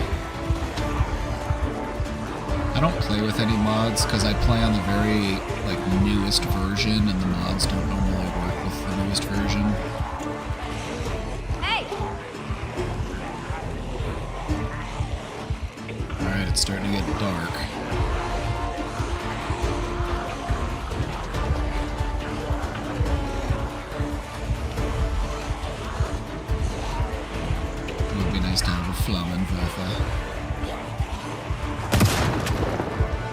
Flammenwerfer.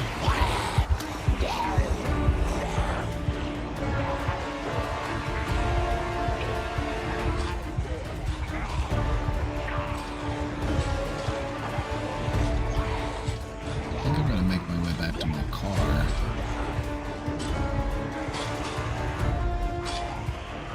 It's starting to get dark.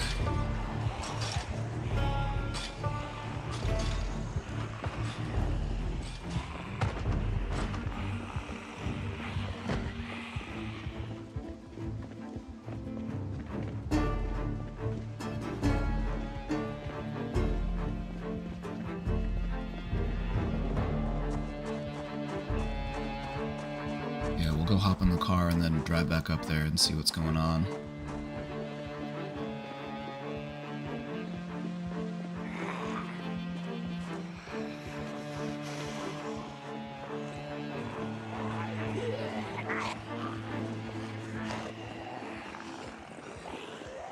God damn, what are you all doing over here?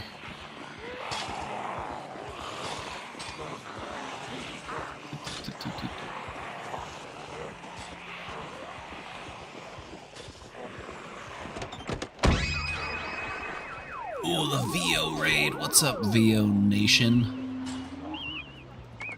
Just in time to carry the flame with us. Let me show you what we've been doing. Welcome in, raiders. Thank you so much for the raid, VO. Hope you had a good stream. We're playing a little Project Zomboid. We're out here carrying the flame. And turn on our AC because we're hot. Character's getting a little sleepy. But we're gonna drive back up here and see our handiwork.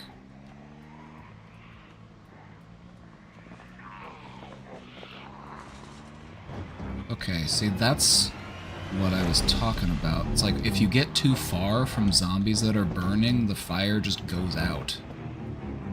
So there's still all these zombies here that were on fire that aren't on fire anymore. So if you're gonna kill zombies with a Molotov, you gotta stay within range of them, otherwise, it doesn't do anything. But you can see we've killed hundreds.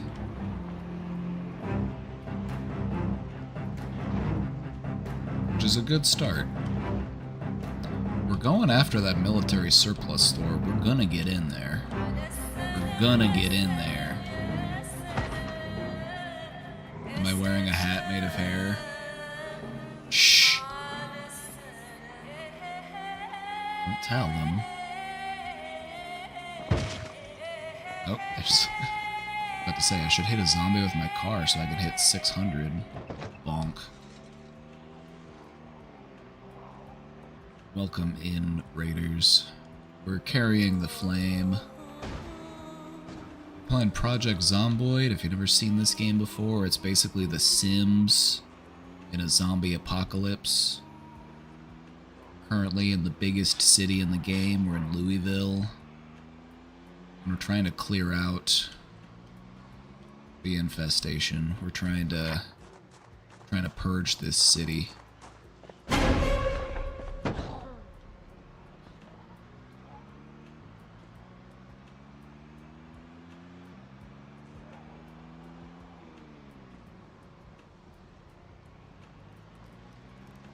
It's getting late, so we gotta head back.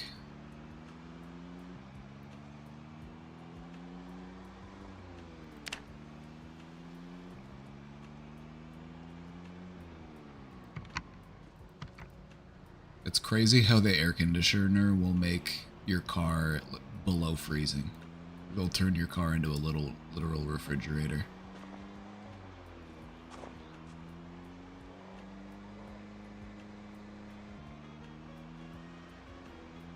Welcome in, Raiders. Welcome.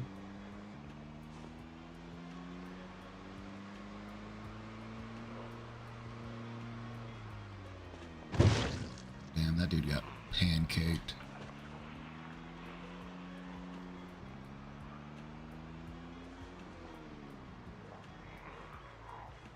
Where the hell am I? I'm here. Okay. Bye-bye.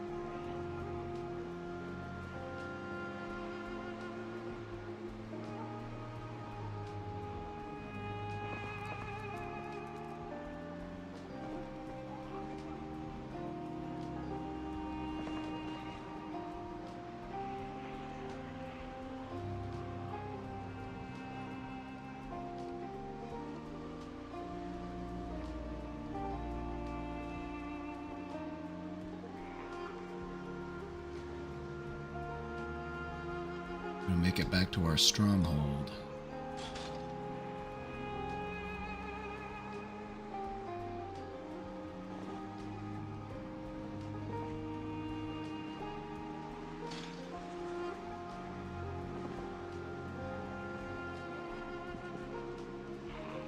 I've sometimes wondered what it would take to purge every zombie in the game.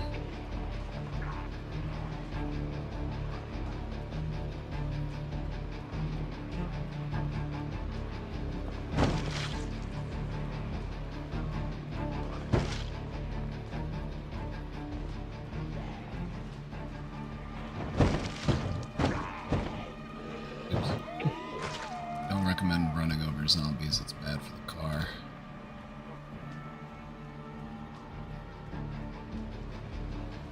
Alright, let's try to squeeze through here.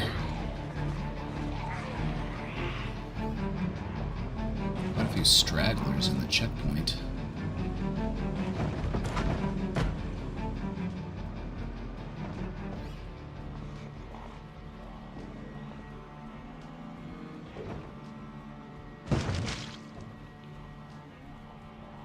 Do they respawn in the default mode? I think that they don't anymore, but I'd have to check. I think they changed it so that on Apocalypse mode they don't respawn. I think that's on by default now, but I could be wrong.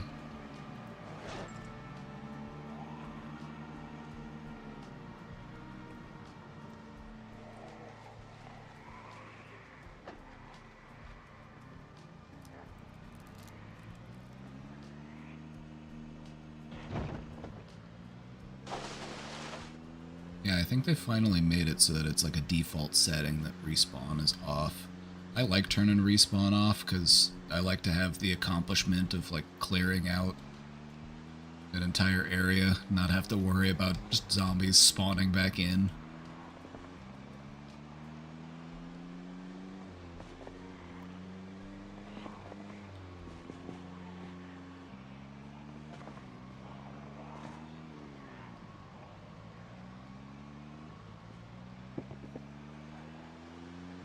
This drive is much different at night when the power is off. It's so dark.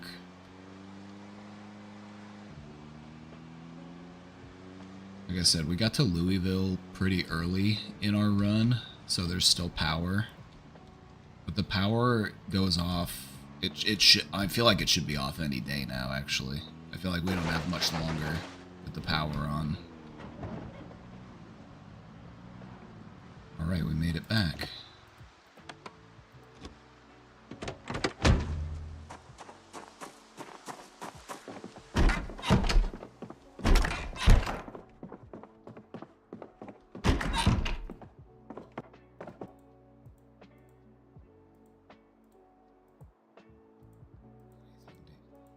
It's not in a can.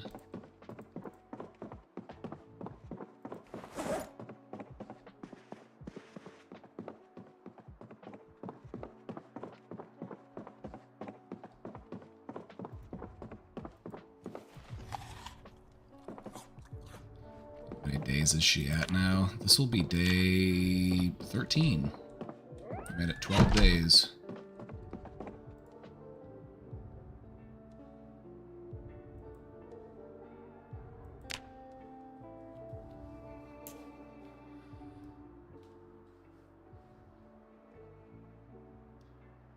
Made it back from our second trip into Louisville.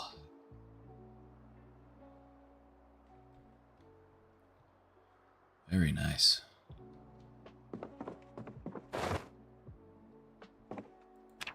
Well. Alrighty.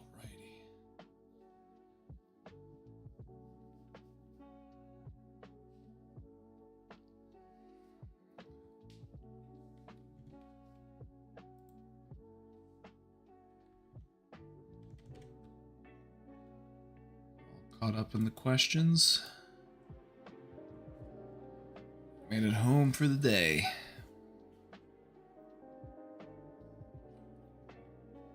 I think I'm gonna go ahead and call it there for now.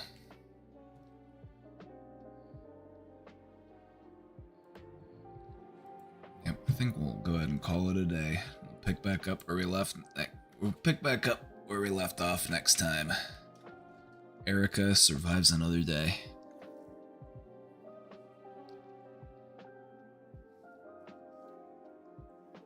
On a pretty good run so far. We've been playing pretty dangerously too. The thing about this game is if you play it safe, you can last for a long time. You know, you could spawn out in the country somewhere, clear out an area pretty easily, get yourself a whole little farm set up, and then just live life as a homesteader out in the countryside. That's pretty fun. On this playthrough, we wanted to live a little bit dangerously. So we went and we raided a gun store right away.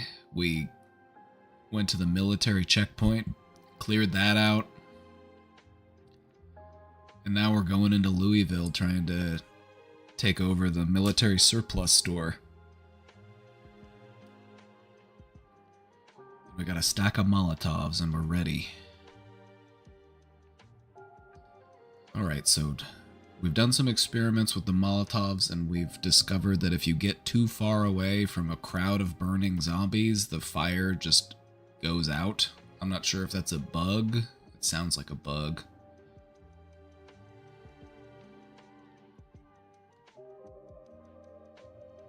I have returned. It's true. I have returned. I had to take some time off because we were remodeling the basement, but it looks really good, so we got that all taken care of. We put in a bathroom, hung sheetrock, ran electrical, did the floor. Came out looking pretty good. So yeah, that took us a while. We've been working on it. But it's nice to be back to streaming now.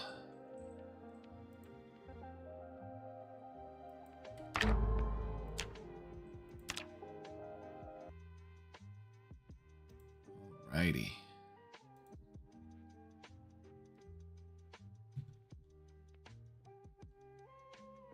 Alrighty, everybody. Thank you all for hanging out. I hope you all had a good time.